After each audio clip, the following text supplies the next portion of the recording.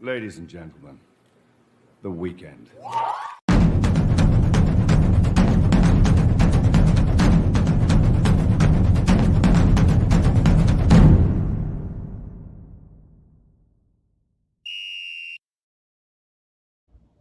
Well, it's Friday, and you know what that means? It's another episode of Conquest Call-In Show. I'm Tim Prangley. I'm here with my editor, Matt Zemek, and we are, for the next at least 1 hour, going to be talking Trojan football with you guys. Remember, we may not be the last, but we were the first. Matter of fact, I think we're going into our full second season now as we wind down fall camp, moving into the game prep.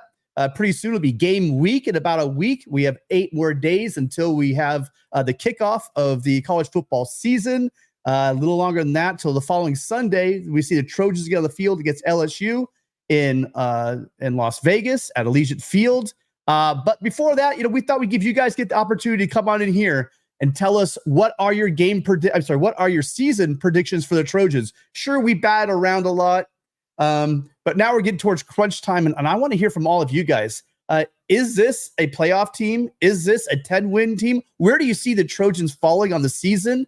Matt and I are going to spend the next hour with you guys talking Trojan football. Matt will go into maybe we stay a little bit longer. But Matt, how are you doing this week? 1 week closer to game week, 1 week closer to the season. That's pretty good. So, and like it's a national holiday for me in Phoenix when we get to Labor Day anyway, because that means the summer is almost over here. Well, yeah, it's wait until the very end of summer and like halfway through August. We started getting this heat wave here. Well, here in California, we'd call it a heat wave. You'd probably call it a nice Saturday morning, but it's been hitting the 80s, 90 range a little bit here in Southern California lately. So, for us, it's been hot because it's been a pretty mild summer here as far as summers go. So it was kind of nice to get a little bit of old-fashioned California summer heat, and the way we do it, not the way you guys do it in Arizona. That is 90 degrees in Phoenix is almost sweater vest weather. Right, that's like the low for the week, I think, isn't it? So yeah, like at maybe 4 a.m. So you guys give us a call. We'd love to hear from you guys on any one of the topics. There's so much out there right now. I know that Chris Trevino put out a nice article on the FPI that came out on ESPN. You can call into any of our articles we've written on Trojans Wire. Anything at all. All topics are on the table. This is your show. We want you guys to call in. Tell us, what you think about SC. Ask us questions you're wondering about SC. This is your opportunity to do that. So, Matt, it's been a pretty interesting week with warming up to the season. Anything on the top of your mind right now about the Trojans? Well, I think the story from camp was Doug Belk saying that he's going to play lots of different guys, right? He said he's going to rotate people in that secondary, so it's not as though he's going to rest on just a few core performers, but he wants a lot of guys to get in there, be thrown into the fire, to get experience, he made no secret of that. And so that tells me he wants everyone ready to play, everyone ready to contribute. And hey, if you're a coach, I like that because that means everyone in the room is being coached to play. It's not as though you have a few guys who are set to play and other guys who are going to wait their turn. And we remember Alex Grinch, he seemed to play favorites last season, that he had his guys and when other guys seemed to be meriting at least a chance to play, Grinch stood in the way of that. So if Doug Belk, this is a culture of competition. It's reminiscent of Pete Carroll. Everyone's going to get their opportunity. You go on the field, show what you've got.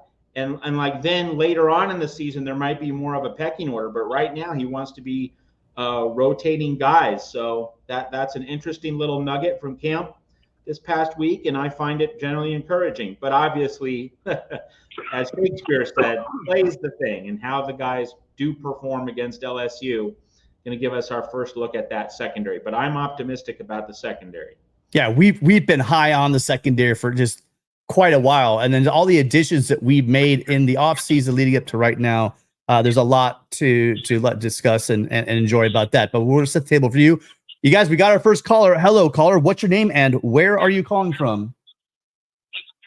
Hey, Tim, this is Roy, Seattle. Roy, how you doing? Well, look, perfect timing. I got you on the screen. I got you on the phone. What's on your mind tonight about Trojans? Hey, so I have to, watch what I say, obviously, because yes, I please do. Additional information. However, just with the information that I have, without getting any insight, concerned about the defense whatsoever, man. And normally, like on a Coach Riley offense, right? Normally, you're not concerned because he usually has like a top 10. But I'll say this: Caleb's not here, and I don't know. I'll just say that I went from like really concerned about the defense, and now it's like, man, Miller just had one game. Yeah, it was a great game, but it's just one game, So yeah, that's just my take right now. That I'm not concerned whatsoever. I could put money that our defense is going to be a lot better. When we were at the bottom, we have to be top 50. I have no doubt that potentially even better. Yeah, that's pretty much it for me.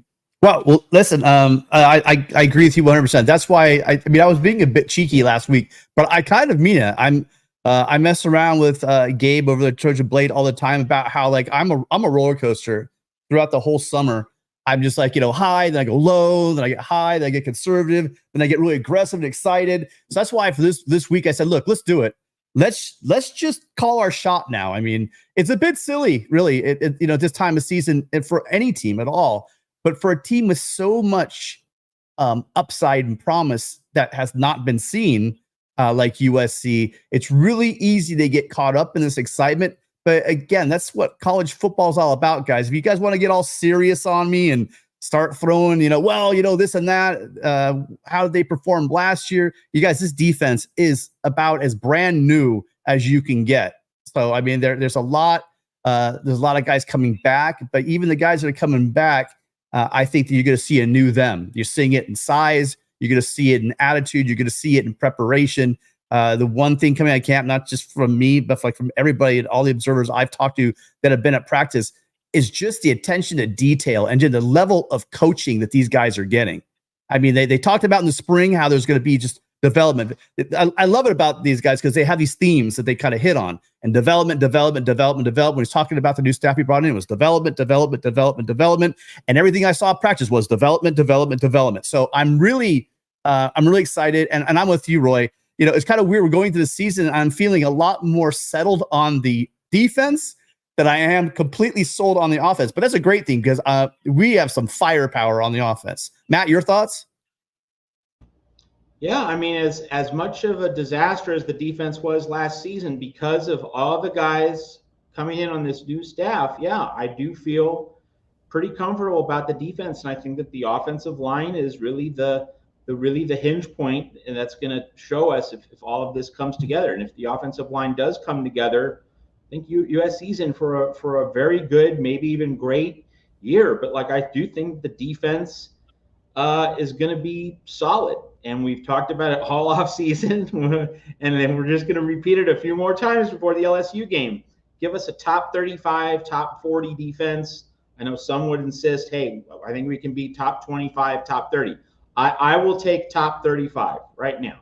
You give me a top 35 defense and in scoring and most of the other metrics, USC should have at least 9 wins. And I think the Trojans are very capable of that. And I'd say right now, more likely than not to have a top 35 defense, because you look at what Danton Litt did at UCLA.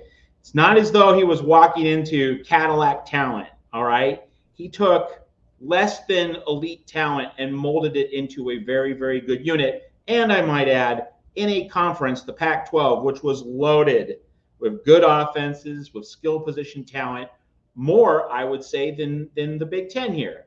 Because, like, who's the third best offense in the Big Ten, right? Like Oregon with Dylan Gabriel should be really good. Maybe Ohio State comes together just because the offensive line and wide receivers are so good. Will Howard's, the question mark there at quarterback. But like after that, I mean, some people think Drew Aller at Penn State's going to be really good. Of course, Miller Moss has a chance to be really good. But like you get past the first top top 3-4 offenses in the Big Ten, you're not seeing a lot of elite quality. So, you know, a Danton Lynn coach defense, most games in this Big Ten should be able to do really, really well. And so really, if USC can split LSU and Notre Dame, those two big non-conference games, you know, like the chances of being able to go 7-2 in the Big Ten with a Danton Lynn defense, and also with Coach Henney, woof woof, Matt Entz, Doug Belk, as we mentioned earlier, 7-2 in the Big Ten, pretty realistic. You know, at Michigan's going to be really tough. Home against Penn State is going to be really tough, but you know, USC is going to be favored in the other games. So you know, like a good defensive showing this year, very, very realistic, very, very attainable for USC, in my opinion. And Roy, without going into any kind of detail, I mean, I've been pumping a little bit the run game. How I think that we're really going to see just Woody Marks going crazy. I like the added size we have on the offensive side. I know a lot of you guys now have played a lot together. I just like the idea of these guys all playing together. Any insights that you could share that's you know, above board, that, you know, are you excited about the running game this year? Listen, I think where my son will excel is the run game, and it looks like that's happening. And you know, it's being shared, right? People are talking about it. It's not like I'm providing. So yes, I am excited about that. I believe that there's going to be a big focus on pulling, right, running, getting to the second level. I'm excited because that's the stuff that I enjoy with my son, and I think that's where we're moving. You know, we're going into the Big Ten, and we need to be able to run. And I believe that we're going to be pushing and focusing on that. So yeah, excited. Yeah, having those, you know, really athletic guards, right? They're not as nasty and not big, but also can get out and run and pull and just do all that stuff that you're going to see in the Lincoln Riley offense. I agree. I big smile cracked on my face when you know, he started talking about your son getting healthy for the first time, getting in the mix at right guard. Really positive news. I did drop that in one of my articles at Trojan Wire. I can't remember which one it was, but really, really excited for Micah to see what he can do. Because listen, you know, Roy, I've been pumping Micah for a couple of years now. When I saw his high school tape, he's a monster. I want to see that play with all that aggression that he has. He gets out there just finishing plays and stuff. So I'm more than excited, and really appreciating the fact you took time out to give us a call. And being here every week, by the way, Roy, really appreciate you being here, as well as all of you guys. But it's not, we don't exactly have a lot of parents watching. And so I really appreciate, Roy, you come in and making a phone call, because this is what this show's about. It's about you. It's about the fans. It's about the parents. It's about anybody that wants to come in. It's about, you know, listen, I see a bunch of you Michigan guys in here. We got a game coming up in about 5 weeks. So I can't stress it. Well, no, we have a bye. So, but I can't stress it enough that after that bye, it's going to be go time in Ann Arbor, and I'm going there for my first time ever to a Michigan game. So that's going to be really exciting for me as well. But Roy, thank you so much for stopping in. That game's going to be crazy. Are you going to the game? Are you going to get out there for that game? Oh yeah. Oh yes. Oh, awesome. Michigan, forget about it. That's a must. Yeah, for sure. That is a must. Yeah. As soon as I heard that come on, as soon as we entered the Big Ten, that's the kind of atmosphere. That's the kind of game that was going through my head, right? You know, whiteouts, you know, against Penn State going in. Well, I've already done that one for the Ohio State. We've been there, done that. But now going into Michigan is something. The Trojan fans, if you're old enough to the 90s, you probably witnessed that horrible thing that happened in Happy Valley. Not so happy for the Trojans back in '94. But, you know, and then obviously we went into the shoe with a freshman quarterback and Matt Barkley, and just took care of business. Stephon Johnson going off the right side, and rest in peace, Joe McKnight and Matt just going right down the field. What a great game that was. But it's been a long time. I think it's 1954. Someone in the chat correct me. Last time we played in Ann Arbor. So that's something special when I thought about it right away. But hey, listen, appreciate it, Roy. Yep. We'll keep in touch, and we'll talk very soon. All right. Fight on. Say hi to Micah for all of us. Yeah, Matt. Thank you guys. You guys are awesome. All right. Yep. Bye. Bye. What a great way to start. I think that was I know Roy called in the very beginning, but you know, it's always great to start off a call with the father of one of the current Trojans. Pretty amazing. And again, I do know this phone number. Absolutely. I did notice this as well. So welcome everybody, and thank you for joining the show. The second hour of the show will be sponsored by Adam Lamparello. I mean, Matt, you didn't even have your little spiel yet, and Adam goes large again. Adam, I joke about the money, appreciate it, but as I say every week, it's really just the fact that there's about a dozen to 24 of you guys that really saw the vision on this show and have been here every single week. Thank you, Adam, for calling in, and thank you for your generous donation. Oh, thank you, Tim. I'm happy to donate. My girlfriend actually wanted to go out to dinner tonight, and I told her, you know what, forget it. My money on Friday nights goes to the show, but now, so we're going out to dinner tomorrow night, and she's fully supportive. So, I mean, you guys do a great job, and I'm happy to support you. And I just have two really brief comments. The first one is, against LSU, how do you think we should attack them offensively? I don't really want to get into a shootout with LSU. So I want to win in the trenches and see if we can establish a running game. I'm wondering what your thoughts are on how we could best attack them offensively. And the second comment I have is, Matt, last week, I believe you said that it would be a disappointment if we didn't go 9-3. My feeling is that if we go 8-4, given the transition to the Big Ten and given our schedule, that's going to be progress. So I'm wondering why you think that might not be acceptable. All right, Matt, why don't you start it off? Hit both of those, and I'll throw in my 2 cents about the offense. By the way, I think one of the better performing videos on our channel right now is this exact topic about attacking the offense. And the LSU guys were more than merciless. I was wondering, where are the Trojan fans in our comment section? I was hoping someone would jump in there. But Matt, what are your thoughts on those ideas? Yeah, well, first, Adam, I think, the more I look at the Big Ten and the more I'm seeing from, the preseason camps, like the Vegas spread on the USC Michigan game, for instance, has gone down, not up. Like there's more of a sense that Michigan is a question mark this season, at least, more than like in June, like as we go along through the summer. Now, I still think USC is going to lose to Michigan, but I do think that, after Oregon and Ohio State, and of course, USC doesn't play those two teams, I think that there's more of a growing sense that the teams 3 through 8 or 9 in the Big Ten, it's going to be a one big jumble. It's going to be parity. And so the more I think about, the upper half of the Big Ten, of course, half of the Big Ten is now 9 teams instead of 7. But the more I think about the top half of the Big Ten, the more I think, USC should be better than most of those guys, and that should translate into a 9-3 record. I think that LSU, Notre Dame get one of them, and then that means if USC goes 7-2, this season could be great, but at the very least, go 6-3. In those middle games. So, that would lead to 9-3, right? Because you're also getting the win over Utah State. So, the more I look at the schedule, the more I think that, Michigan's a probable loss, Notre Dame is a probable loss, but then the third loss, where's that going to come from? And Penn State would probably be the logical choice. But then, Washington lost a lot of personnel. Like that would be, if USC is going to go 8-4, it's probably going to be Michigan, Notre Dame, because I like USC against LSU.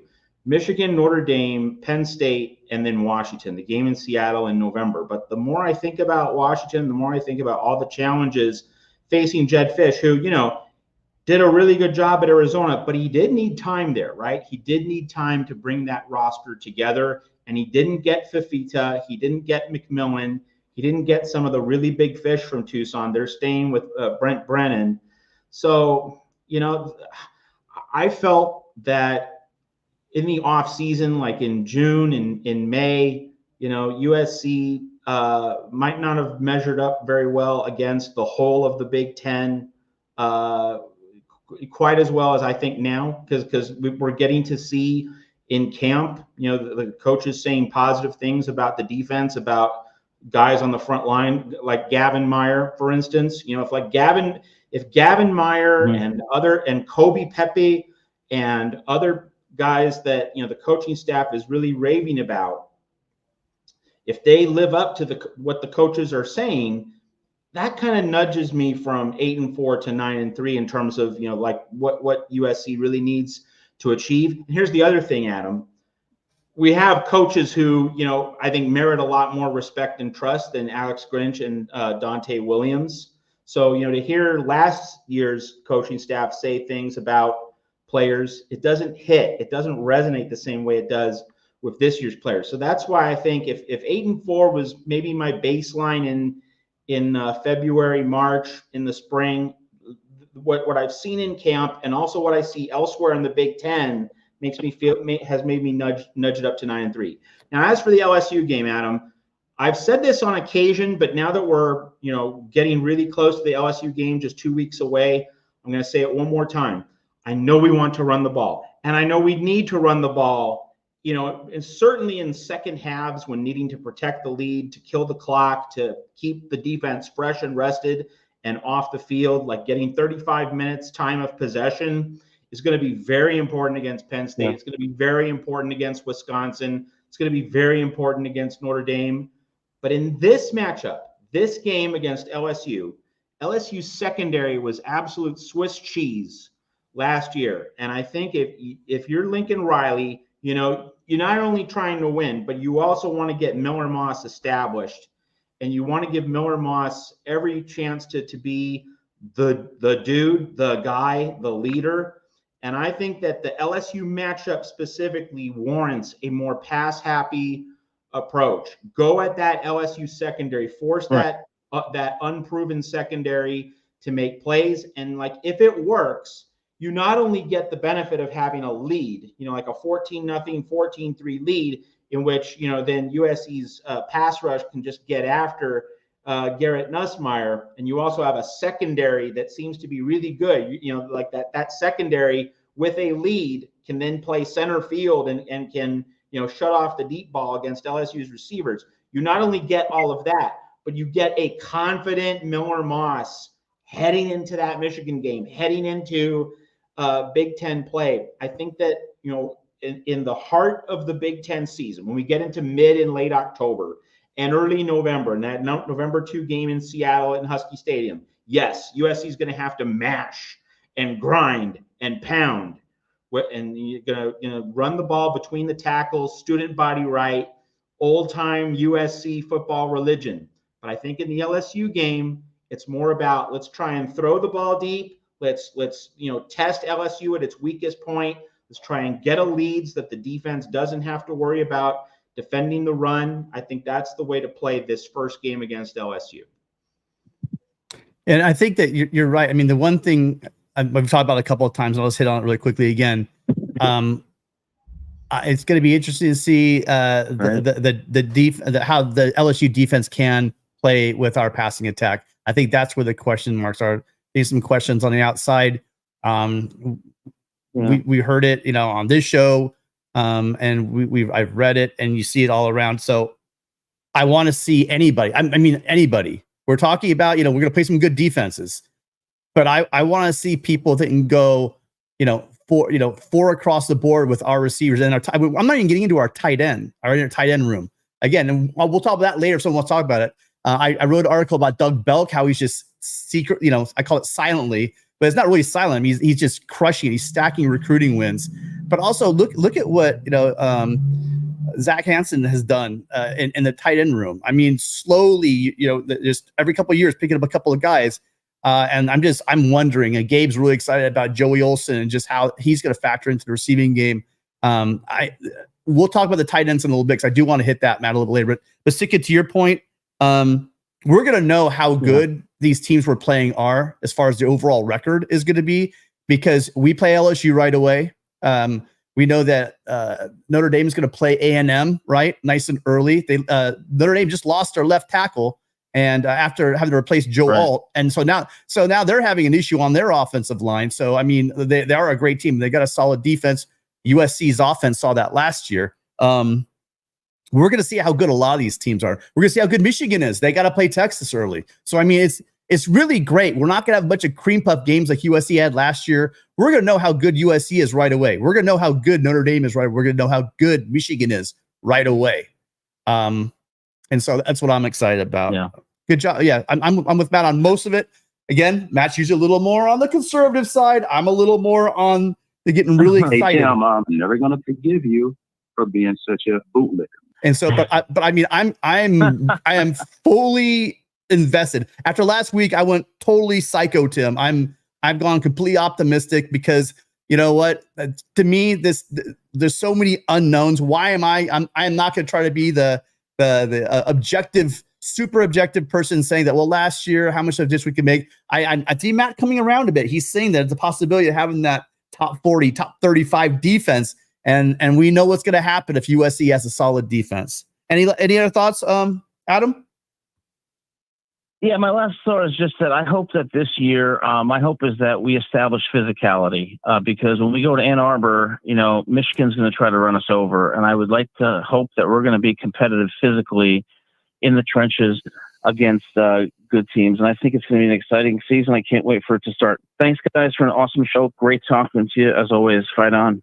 Thank you. Fight on, Adam. Appreciate you very much. And everyone out in that chat, you can thank Adam because he, again, as always, has sponsored the Adam Lamparello Hour here on the Conquest Call-In Show. So thanks again, Adam. Make sure Have you a great night, guys. give him some thanks in the chat. And again, I think Adam might be our version of the Iron Horse. You know, he's here. He's always in a lineup. He never misses a show. So thank you in so many ways. Appreciate you very much. Thanks a lot. Have a great night. Great night. Listen, I've seen a couple people weigh in on the score predictions. Can we wait on that? Because I'm trying to track them, but to be too hard for me to do that. We're towards the end of the show, probably maybe in the second hour. We're going to go into taking calls on our score predictions. I want everybody, just do it. I mean, you can't tell us how good this team's going to be after the third quarter in LSU. That's not going to count. I want you guys to put it on the record right now. Do you think that Lincoln Riley has made the improvements on the defense? And I can tell you, if it's a competition, the getting off the bus competition, believe me, guys, we're gonna be able to play with anybody in the country because the guys you have at USC, they look a lot different than we've had in the past 3 or 4 years, and definitely during the Helton years for sure. So the late Helton years for sure. So get excited, be excited. You have a reason to be excited. Hi, caller. What's your name? Where are you calling from? Hello? Yeah. Hi. Oh, you know what? Actually, can you hold on a second? These are kind of stacking up. Can you give me 1 second, caller? We'll be right back with you. Just wanted to say thank you to Jeff Rodriguez talking about our guys that are just constantly our Cal Ripkins of our team, right? He's one of the guys who's always here, always supporting the show, and quite frankly, supporting every single show out there. I see in the comment sections for USCJ, for Trojan Blade. I see him on Light the Torch podcast. I see him on the 247 stuff. I see him on 3. And then the guy is like literally everywhere. So thank you so much, Jeff, super fan Jeff Rodriguez, for your donation as well. I'm still saying pretty soon, I'm not going to take any more money till you call in. I'm still waiting for you. I know you called in one time, but I really want to hear from you. This is your show, Jeff. God knows you paid for it, either with the chat work you have, as well as your donations. So thank you so much. And Barry Fisher also. Barry Fisher is our guy. I read painstakingly every single comment in every one of our videos. I figure if somebody's going to take 2 minutes to tell me how stupid I am, I'm going to go and I'm going to listen to it because, that's what you do. That's how you get better, right? But Barry is always there in the comment sections. I see him always here in our chat and always here every week. And now with his donation, appreciate you. Again, another guy is always here, Roy Banuelos. We heard from him earlier on. He's the father of Micah Banuelos. Really excited with you, Roy. This is going to be a very special year. And is that all of it, Matt? Oh, and Gary's getting in even before he calls. So good. Now all you guys out there searching for Gary, he'll be here in a minute, I'm sure. So now that we know he's here, Gary, thank you so much for the $10 super chat, super sticker. Appreciate that very, very much. So before Tim takes the next call, we're already at 145. $105 in the next hour and a half. You'll get a third hour tonight. 105 by 9 o'clock Pacific, and you get a third hour of Matt and Tim here at the Voice of College Football. Did I mention I've been up at 5 o'clock a.m. every single day this week, folks? Now we're doing a 3-hour on Friday. I was up at 5 a.m. today too. I had to do irrigation in my front yard, but hey, duty calls, right? Right. Hey, caller, thanks for waiting so much. Appreciate you. What's on your mind tonight? What's your name? Where are you calling from? What's going on, brother? This is Manjit from Imperial. It's been a while since I called. Yes, I remember, Benji. How you been? I've been great. You guys? I'm just kind of jacked and excited that the new college football season is upon us. Yeah. This has been right for Trojan. Yeah. Next to Trojan players, I think it's been the longest offseason for Trojan fans because, I don't think anyone from the groundskeepers to Lincoln Riley are happy with how last season ended. And that does lead to a very long offseason. But man, Manjit, I'm right there with you. I'm ready to go. What's on your mind? Well, I'm just listening to all these talking heads, Paul Feinbaum. You listen to some other stations over and under USC 5.5. LSU's gonna blow USC out. USC has no chance. I just coming optimistic. I just have a feeling we're gonna have a great season. I think SC's gonna make the playoffs. They're gonna blow the lid off LSU. You watch. I just think something's brewing. Something's going on. I think we just won a national championship. That's what I want to say. Manjit, I'm with you. Listen, I'm pumped up. I got pumped up last week. There is no reason why. When I look at this schedule, I look on this literally.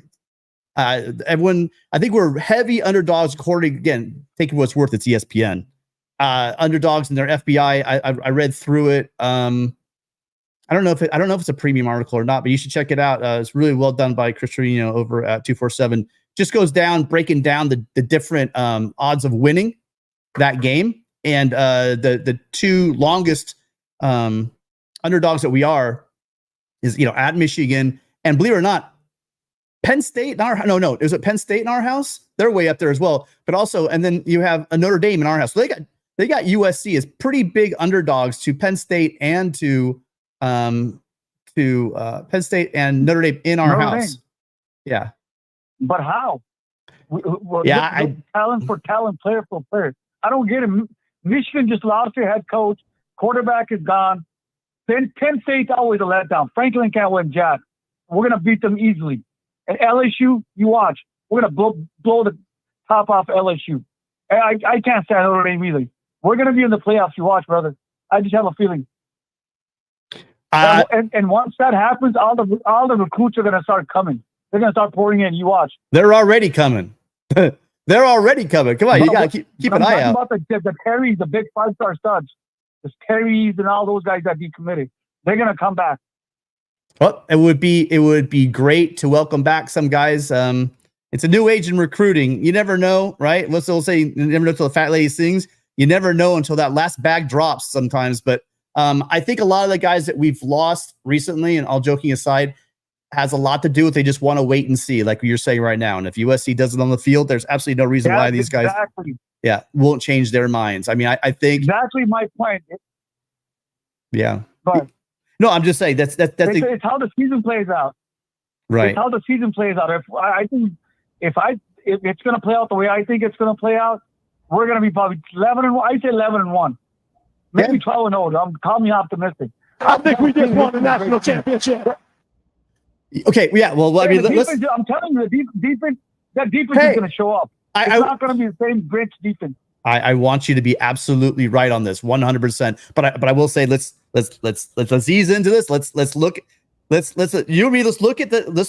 the end of the third quarter and how we're feeling. I know that's going to give us our snapshot. I do, because all the teams on our schedule, Matt, are very flawed. Sorry, wrong word. Not very. Take that out.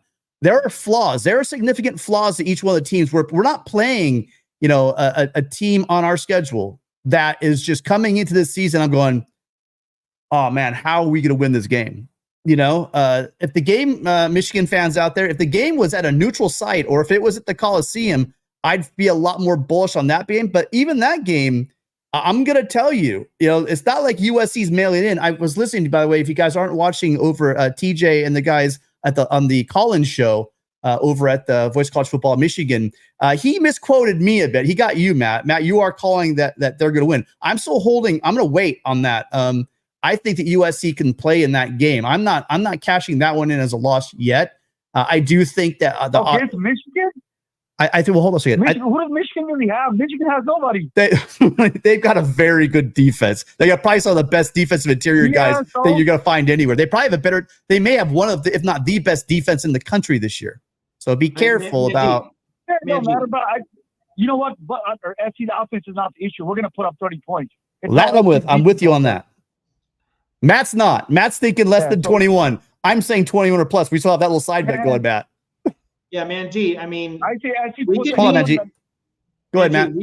Manjit, we can beat Michigan, but it's really going to require smothering Michigan's offense. Like, you might have thought that Amon-Ra St. Brown, said that USC should just stack the box and dare Michigan to throw. He's probably right. I mean, certainly in the first quarter of that game, USC has to dare Michigan to throw the ball down the field, and if Michigan can't throw, that becomes a really tough game for Michigan's offense. But Michigan has a top 3-4 defensive line in the country, and USC faces a real, a very steep test in terms of its offensive personnel going up against that fire-breathing Michigan defense in the Big House. Like that's going to be a test, but USC can certainly win the game if it shuts down Michigan's offense, gets a couple turnovers. Like, that's an obvious path to victory, but that Michigan defense is for real. Matt, I'm highly offended. I know I'm not the sun god. I know I'm not like one of the highest paid receivers in NFL. I know I didn't come here and just have the best hands that USC's seen in a hell of a long time, and a technician is a route runner. But I literally said that. I said we're going to stack the box and make this Michigan team throw. I feel like, I don't know what Stuart Craven was talking about in his Instagram message, but he's talking about how he called something a long time ago, and then it was being attributed to other people. Not like it, by the way, not that either one of our ideas is like that outside the box. I'm sure that's how you get attacked. Michigan's going to get attacked all season. But I'm telling you, I said that months ago. Yeah. But, guys, the Michigan's down the road. Let's take it one game at a time. I'm going to call you after we blow out LSU. Let's take it one game at a time. Oh, man, I'm with you. I'm excited. Appreciate Manjit. Thank you for the call, and we will talk after every game. Hope you're here every Friday. Let me call you after the LSU, after we blow the top off. I can't stand Brian Kelly, and Oregon sucks. I hate Oregon as well. I'll take a 1-point win over LSU. That would be good enough for me. I like Manjit's idea. Let's blow the doors off it. Okay, great. All right, thank you so much, Manjit. Just blow them off. Come on, man. All right, guys. We'll talk to you soon. Bye, Don. You guys take care. All right, God bless. Yeah, I'm really excited. I'm with Manjit. The excitement. I don't know if we're blowing a lot of teams out this year, really, especially early on. But I do see a stacking wins, and I am excited. I'm gonna be a lot more excited after that game, because I think we're gonna learn again after week 1. We're gonna know a lot more about college football. There's so many weird missing pieces and moving pieces on the teams on our schedule. Hi, caller. What's your name? Where are you calling from? Hamul. Hello? Hamul. Hi. What's your name? San Where Diego. You come from San Diego? Okay. From San Diego. Uh-huh. Great. How you doing? What did you play your mind tonight? What was the question? What did I want to say? Yeah, just is this your show? Let us know. So what do you want to talk about? All right. I don't know if I'm on now. Yeah, you're on live right now. Am I on now? Yes, you are, sir. Okay, sorry. No worries. I wanted to know how many starters USC has returning. I know Monheim was a starter, and but on offense, maybe Branch, and then on the defense, it's Khalil Muhammad and Bear Alexander, and I don't know, maybe Cobb, but that's not a lot of starters to base an opinion on. Here, let me jump in with this point. You raise an interesting point. I at Trojans Wire earlier this week, I published our Voice of College Football discussion that we had with the legendary Phil Steele. Phil Steele, the college football publishing icon. And, one of the things he says is, in his Preview magazine. It's not as though he devotes 10 pages to the SEC and Big Ten teams and like 2 pages to the Sun Belt teams. No, he devotes the same 2-page spread to every team in the FBS. So like he covers every team equally. He gives a full look over to all teams. He compiles all the information, all the roster changes. And one of the things I asked him was, when you tabulate returning starters, when you try and quantify or calibrate experience as a positive factor for a team, how do you balance that with the reality of, what if the team or the position group wasn't very good last year? Because then experience isn't necessarily a positive. So I asked Phil about that, and he gave like an interesting answer about trying to juggle all these competing tensions. But the larger point of it is that if USC has a certain amount of starters returning, it's not easy to calibrate that, because last year the people on defense that are returning this year, Bear Alexander was a legitimate stud. Okay, so that that's a quality returning starter. But with others, it's not as easy to calibrate that, because you're now having different coaches in a different scheme. So I wouldn't get too hung up on that. That's really my larger point, is that what we have, is it going to be coached up a lot better than last year? Right now, I'm thinking yes. And I think that if there's something to be concerned about in terms of returning starters, the offensive line, because last year's offensive line didn't really come together, and you have the same coach, whereas on defense you have different coaches who are clearly offering a coaching upgrade. But on the offensive line with Henson, we don't yet know fully if we have a coaching upgrade, if we're going to get a better performance from Josh Henson. That's why I've harped on that. So really the calculus into experience and returning starters, it's not as linear or obvious as you might think. That's really my overall point. It's a very interesting topic of conversation. Well, and also remember this, the performance on the field from the defense last year, there were a lot of question marks on scheme. There's a lot of question marks on coaching development. There's a lot of really big question marks we have about the whole last year, really, because you had a guy, again, like Mason Cobb, who played out of his mind, who's in the backfield in the Big 12 every single game, making big plays, doing great things. Then for some reason he comes over here, and he was a bit dinged up, but he did have some issues. We brought in a lot of new guys, but Eric Gentry, I can't wait to see how Lynn's going to use him in the system. That's something you got to remember, is that we have a new system that might actually flourish in the system. Then you got the guys that were a little bit smaller. I should say smaller. They're still developing, and so they need time to develop. So and young guys like like Braylon Shelby that are coming in there on Anthony Lucas, who probably didn't have the season that he wanted to have last year coming over from A&M. Kobe Pepe has been injured often and he's kind of working his way in. Now he's got a coach and Coach Henney that's bringing him up. Solomon Tuapupu has been injured almost his entire career going back to high school. So we have a lot of guys that are kind of coming up and coming in that haven't shown us what we can have. So yes, we got the shiny new toys, but we also have a lot of great Trojan players. Whoever's on the whole, can you turn something down, whatever's in the background? So we have the shiny new toys, and we got some great pieces we've added. But I'm just as interested to see how these guys, under our new position coaches in this new scheme, perform in 2024. So that's equally as exciting. And I think the caller dropped, so I think we have a new caller. But we appreciate. Now I didn't get the name, Matt. What was his name from San Diego? You might be on mute, Matt. Couldn't tell for sure. Like maybe it was Amar or Omar.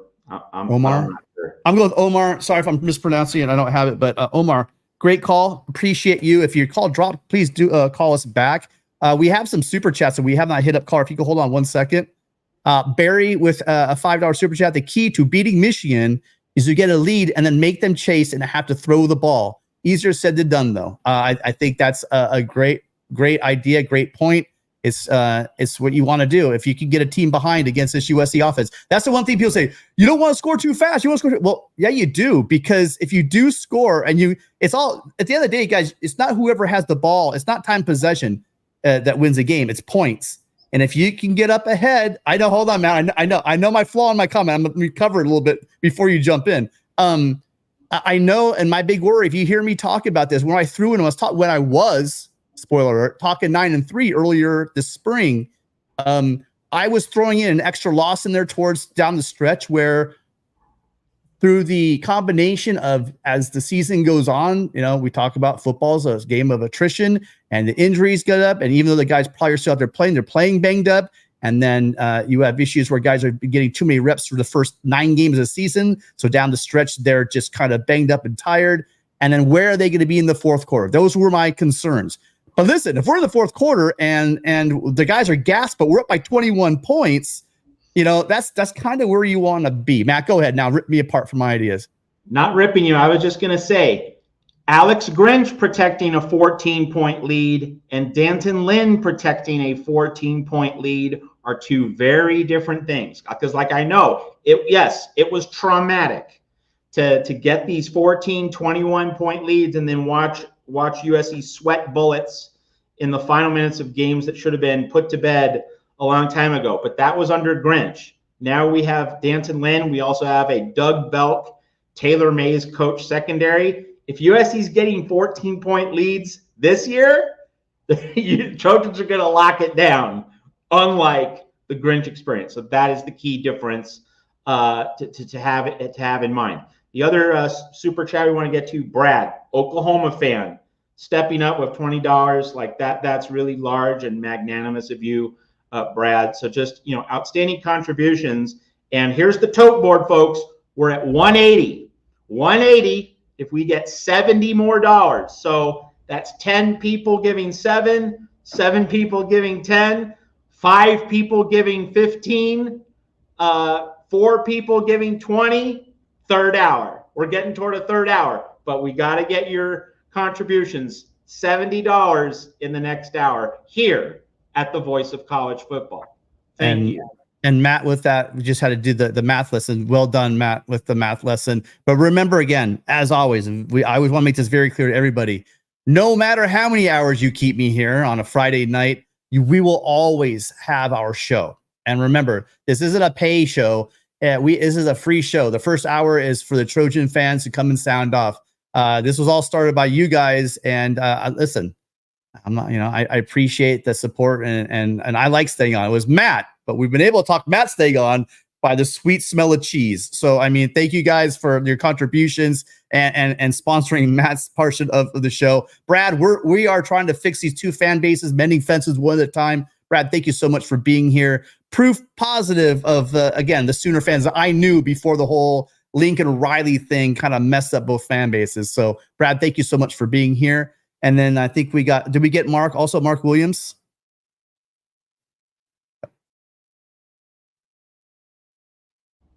Thank you, Mark. Yeah, appreciate it, Mark. Mark from Albuquerque, New Mexico, with his insights, former Division I college football player. Appreciate you coming in and with that super sticker. So, caller, hi, thank you so much for waiting. What's your name? Where are you calling from? I'm Benji from Austin, Texas, but originally from Oakland, California. Really appreciate you having the show. I've been a long-time listener, first-time caller. And I just wanted to talk a little bit about the season and also kind of had a question about a specific kind of trap game that I kind of foresaw when I was looking over the schedule. But the first thing that I just get so sick and tired of, I lived in a bunch of states in the South in deep SEC country, and I know Feinbaum all too well. And it's just crazy to me now that people think that Lincoln Riley can't coach. When they talk about the fact that, his failures in the college football playoff, never mind you the fact that he actually got there, but now they have Sark rated ahead of him, even though Sark just finally got to a playoff. But let's go down the list with Riley. OU in 2017, they lose to a great Georgia team that should have won the national title. 2018, Bama jumps out to a big lead. They can't catch them. They lose. Lose to LSU 2019, who everybody ESPN basically anoints the greatest team since either 2004 USC or 2001 Miami. Those are his losses. Never once did he have the best team. And add that in there, he's one of the few guys that could also say that he beat Urban Meyer. Like, people forget that big win that he had, and that's why coming into this season, I feel when we're talking about the schedule, we got those 4 big games. We got LSU to start, we got Michigan, we got Penn State, and we got Notre Dame at the back end. I still, like you initially, Tim, have the team going 9-3, but I hope that we can just split the 2 of the 4 games. And for recruiting momentum, it'd be great to start off with an LSU win. I really feel good about the win against Penn State. And as the injuries pile up with Notre Dame, maybe we get to 10-2. But that's kind of the way that I see it. How do you guys see it? I think I need to get like an applause meter or something, because we get so many great calls, Matt. Benji, where you been for the past year and a half? I mean, that's just that you just for a first call, you kind of been in grad school and it's finally year 3. Things are a little bit easier now. You want to come in and sit in here? You can grab this. I'll go relax on the couch and watch you guys on the TV. Why don't you come in for the 3rd hour and you can cover this, because you did it more eloquently than I probably ever could. Yeah, that Georgia loss was in overtime too, and there was a late interception in that game. Otherwise, we're talking about Riley playing in the championship game. There's this weird thing. The same way, I mean, there's not a lot of people out there, especially the Michigan fans, that like Ryan Day. But Ryan Day was everyone talking about Ryan Day as this loser. He can't get there. Fire him. He's on the hot seat. He was a shanked field goal away from being a national championship coach in the playoffs. So, I mean, people forget the little things, and they want to build this narrative that, oh, he can't win, etc. I think that where Riley, I think probably hurt his image the most. We all know it as SC fans, and we're going to say it. It was hanging on to Grinch, because the people, for whatever the rationale is on that one, I'm guaranteed. Listen, the man probably forgets daily football that more about football daily than I know. I talk about oh gosh, should I even say this on the mic? No, I won't. But people get on coaches all the time, and these guys know infinitely more about football than all of us probably collectively do. But that move is just baffling, and people have been hammering for it. But I agree, it's a narrative that's overplayed. He had his reasons for what he did. Well, was it the right decision? Maybe not. But it's not like he said, well, he's the narrative that he was his buddy and all this other stuff. I think is a bit overplayed. And so that one escapes me, Benji. But yeah. Anyway, go ahead. You gonna say something? Well, if we think about Grinch, he got the job because of what he did at Ohio State. And this is why from day one, when I found out that USC was going to the Big Ten, I almost feel in a way Riley set himself up for failure with the success in year 1. Yeah. But at the same time, he was unlucky because his tenure at USC has coincided with what I had to hear for years while I was working in the South. The Pac-12 is soft. The Pac-12 can't play. They don't have any good teams. The last 2 years, the Pac-12 from top to bottom has been as every good as any other conference in America. And unfortunately for Riley and having Grinch, and to my point about him being at Ohio State, look at the games where USC had success defensively despite the horrendous defenses. Playing against Notre Dame in 22, playing against Notre Dame last year despite the debacle on the offensive side of the football. In the second half, they didn't do as well in 22 against UCLA, but that kind of like really strong game that they had in Corvallis as well. Grinch was okay when he was dealing against inferior passers and wide receivers that covered up the warts. He got highly exposed coming into the Pac-12. Now with Danton Lynn coming in, going into the Big Ten with the horrendous offensive play that's there, it gets to my question I wanted to ask about the trap game that I foresee. When I always hear that everybody says USC is soft and they're going to have to play big boy football. Well, last time I checked, Maryland hadn't done anything, but for the last 2 years, they've gone 8-5. And those losses that they've had in the loss column of those 5 has been because they played against superior talent in Penn State, Ohio State, and Michigan. And most of those games were close, even in the losses. And that is a wide open offense with decent quarterback play. Basically, USC does everything that Maryland does better than them. So I think the offense, and then Purdue also ended up winning the Big Ten West a couple of years ago, another spread offense. So this idea that spread offenses aren't going to work in the Big Ten, I believe, is a huge fallacy. But I do think that is the trap game where I see the third loss, even if USC were to split the 4 big games. Maryland kind of worries me a little bit. I think that kind of turns into that old school style Pac-12 shootout where they're dealing against a Washington State back in the day, or going up there and kind of last year, the shootout that they had with Arizona. So that's kind of the trap game that I worry about is Maryland. I am 100% on board with identifying Maryland as the trap game, because you look at it, Tim just helpfully pulled up the schedule. It's right after the big one against Penn State. So like that Penn State game is going to be physically and emotionally draining. Maryland's the next week. And, we don't have an announced kickoff time. You can see it's to be announced. But Rutgers is a Friday the next week. So I've been saying that the most likely kickoff time for this game is noon. So 9 a.m. Pacific. So that's a body clock game. And I don't know. I know that Jackson Johnson, host of the Jacksonian, he's here in the chat. I know that Jackson and other people who know their college football history, they will tell you, remember when Jeff Tedford brought one of his Cal teams to Maryland, to College Park for an early game back in the day, but in the Pete Carroll era, 2006, 2007, 2008, somewhere in there, Cal was just flat as a pancake, didn't hit the alarm clock. It was a classic West Coast body clock defeat against Maryland in a noon Eastern game. So I'm thinking that game's going to be noon, because you have Rutgers on a Friday, so they're going to want to maximize the turnaround time for USC. That game just screams like the trapdoor, letdown, ambush, sandwich, whatever you want to call it. That's definitely the game I have circled as like the game that USC is going to need to watch out for this year. Great call on your part.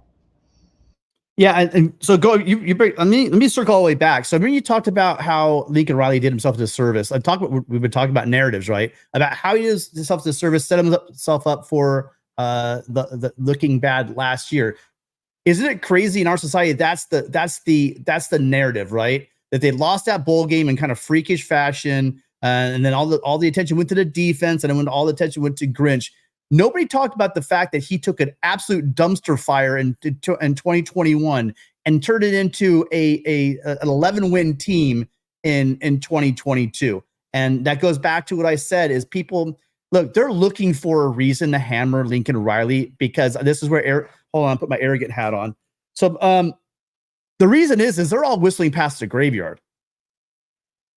Because everybody that's older than 20 years old knows what USC can do when they have the right administration, but more importantly, the right head coach and the right coaching staff. That's the third part of it. We've had some really good head coaches in our past, not very good coaching staffs, and we've had some pretty questionable seasons. But if you put those three things together, USC does what very few teams can do, go and be as dominant as they go and do. And that's what has a lot of people, I think, again, whistling past the graveyard and thinking, oh, this is USC. Those guys sucked forever. They're always trying to bury USC. Well, and then we were talking about Grinch and the problem with Grinch's defenses and how he'd really hang. Just seemed like there's a lot of pressure putting the corners and the secondary, guys on islands and stuff, where those big chunk plays would get gashed, etc. That's the comment that came out from LSU Wire, is one of our in the College Wire network. I wrote on it, and they were basically talking about how that Blake Baker kind of does that as well with his defenses, and he got away with it at Missouri because he had lockdown, corners, like we had, Mekhi Blackman kind of covered up some issues as well, on USC in 2022 being a solid corner, whereas in 2023 that wasn't there. And there's some concerns at LSU that they just have some younger or unproven corners in their secondary. And that's what I'm saying. I think USC can take advantage. Going back to Adam and talk about how I think USC might attack this LSU defense. So great call. Well, listen, I could talk to you. Should just be looking at tape. Yeah, I could talk to you guys all day long. I will just say this. My prediction is going to be 31-21 for USC over LSU. I think if you just look at the tape from Tennessee when they played LSU a couple of years back, the wide receivers, the sophomore crew that we got is going to be too much for them. But fight on, guys, and thanks for my call. Fight on. And again, we're gonna have to call out Benji for not sharing that kind of a call with us for the past season and a half. That's why I'm trying to tell all you guys, first time callers or people that have not called in, that have never called in. This is your damn show. You guys listen. The reason the brainchild behind all this was I've had so many conversations in tailgates over the years, in stadiums with a guy next to me. I know there's so much, information out there amongst just we're called the casual fan, but I'm telling you, you guys bring it every week. And I appreciate all of you guys being here right now. Between Twitter and YouTube, we've got a little over 250 people here. So appreciate all of you guys enjoying your Friday with us. And Matt, if Grace wants to call into the show, Tim, you better get her on right away. We're going to give her concierge service. Okay. Who's Grace? I don't know who Grace is. Okay. All right. I'm missing something. Okay. We will get her on. We have a caller line. What's your name? Where are you calling from? Benji, by the way, great call. I'm going to need to keep calling in so you can remember the number. This is Christian from Mission Viejo. Christian, will you listen? You've been some great calls about 4 weeks in a row. The guy's numbers, like Adam, I remember, has been we're working on 2 years. So he's been calling in. That's how I remember his number. But I hope you are calling in for 2 years. I'm gonna need to catch up. Absolutely. Catch up. All right, Matt, get your thinking cap on. You know what Christian comes with. He comes with the question. So, do you have a comment first? Or you want to just go straight in? Nothing too crazy. I'll just go straight in. Okay. So. Hey, let me pull this stuff down. You guys have your predictions for what the total will be, the wins and losses. Do you think it's more likely that we go 7-5 or 11-1? I'll go first, 11-1. I know Matt's gonna say 7-5. I know. I figured that it would probably be split between you guys. Look, we truly are a parody of ourselves. I mean, it's like you kind of know when you ask a question. Matt always proves me wrong. That's the worrying part. But I think I have just as hard a time thinking that we only have one loss. This is a really difficult schedule. It's not, and in the way it's set up, it's not really set up to be successful. If I had to be honest, we want to spend time on the schedule. We should probably do that sometime before the season starts, maybe next week. But I mean, 5 losses though. I mean, I remember I looked at the FBI, and maybe I'm not giving the credit to some of the teams out there in the Big Ten, because we're facing. I know everyone focuses on the Big Four, but there are some football teams and some proud programs that we're going up against this year. But I mean, wow, it's so hard to say 7-5 or 11-1 when we have not seen these players in this defense. I know it's chicken shit, but really, I'm being honest with that. If this defense is everything that I think it is, that's why I'm saying more. I'm not saying we're going 11-1, but if this defense is what I think it is, I just don't see 5 teams outscoring the Trojans this year. That's my rationale. Matt, what are your thoughts? I don't see the defense playing poorly enough that 5 losses are going to accumulate against less than spectacular offenses. And Marcus Freeman at I went on record earlier in this show saying that Notre Dame is one of the losses, along with Michigan. That said, it's not as though I would say Notre Dame's any sort of lock to beat USC. I mean, I'd lean toward Notre Dame, but Marcus Freeman has a heck of a lot to prove this year, and Notre Dame's offense has a heck of a lot to prove this year, and that game's at the Coliseum, so it's hardly a shoo-in for the Irish. Tim mentioned that the Notre Dame and Penn State games are both at home. So in order for USC to lose 5, first off, every close game is going to have to go the wrong way. That's one. And second, the defense is going to fall short of being top 40 in my mind. One of the things Phil Steele said is that, he felt that the USC secondary was around a top 50 secondary or so.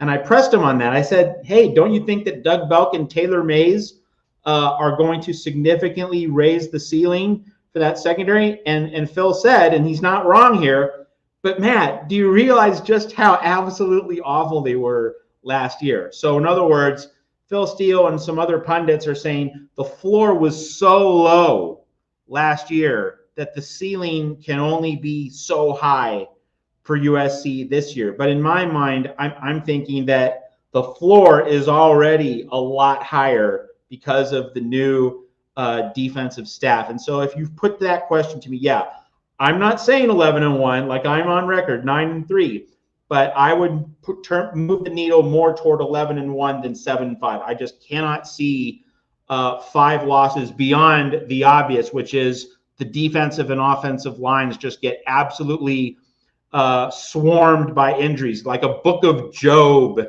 like season for the offensive and defensive lines in terms of attrition. That's the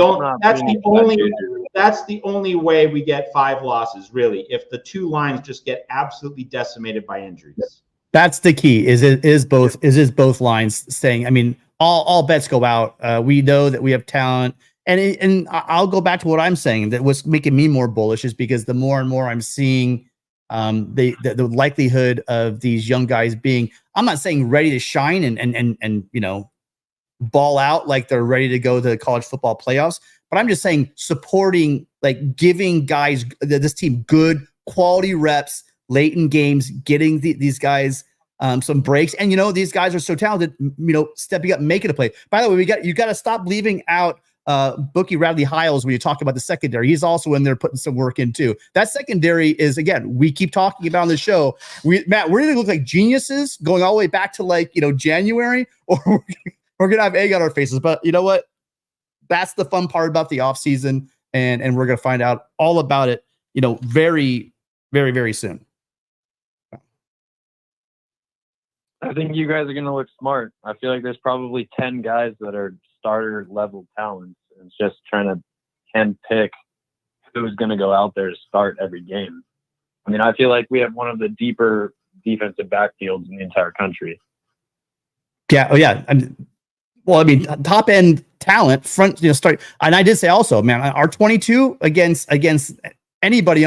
Our 22 against anybody's 22 overall. You take the whole team and you take the 22 against their 22. I know that Michigan has a great defense we talked about earlier, but look at our offense. I think you take the overall 22 against 22, and I don't see. That's why I keep talking. I don't see how are we going to beat this team? Here's our loss. I'm with Matt. There are games that lean towards like, wow, that's gonna be some uphill, tough sledding, but I'm not counting this team out, especially without seeing how well they're going to perform on the field. So, good point. Anything else for us? Just to touch on that, I feel like we're closer to 11-1.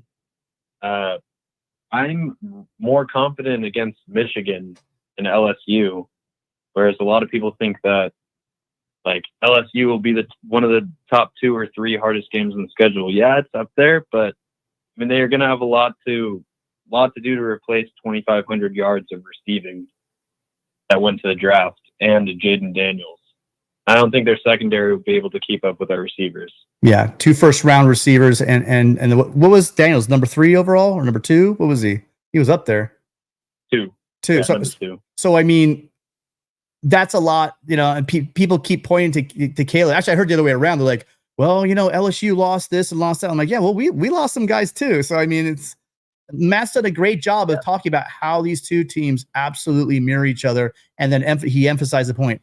How is one 10, 11 spots higher on a poll based on that? It's just, again, it's just absurd, and people hanging on to some narratives. But great call, Christian.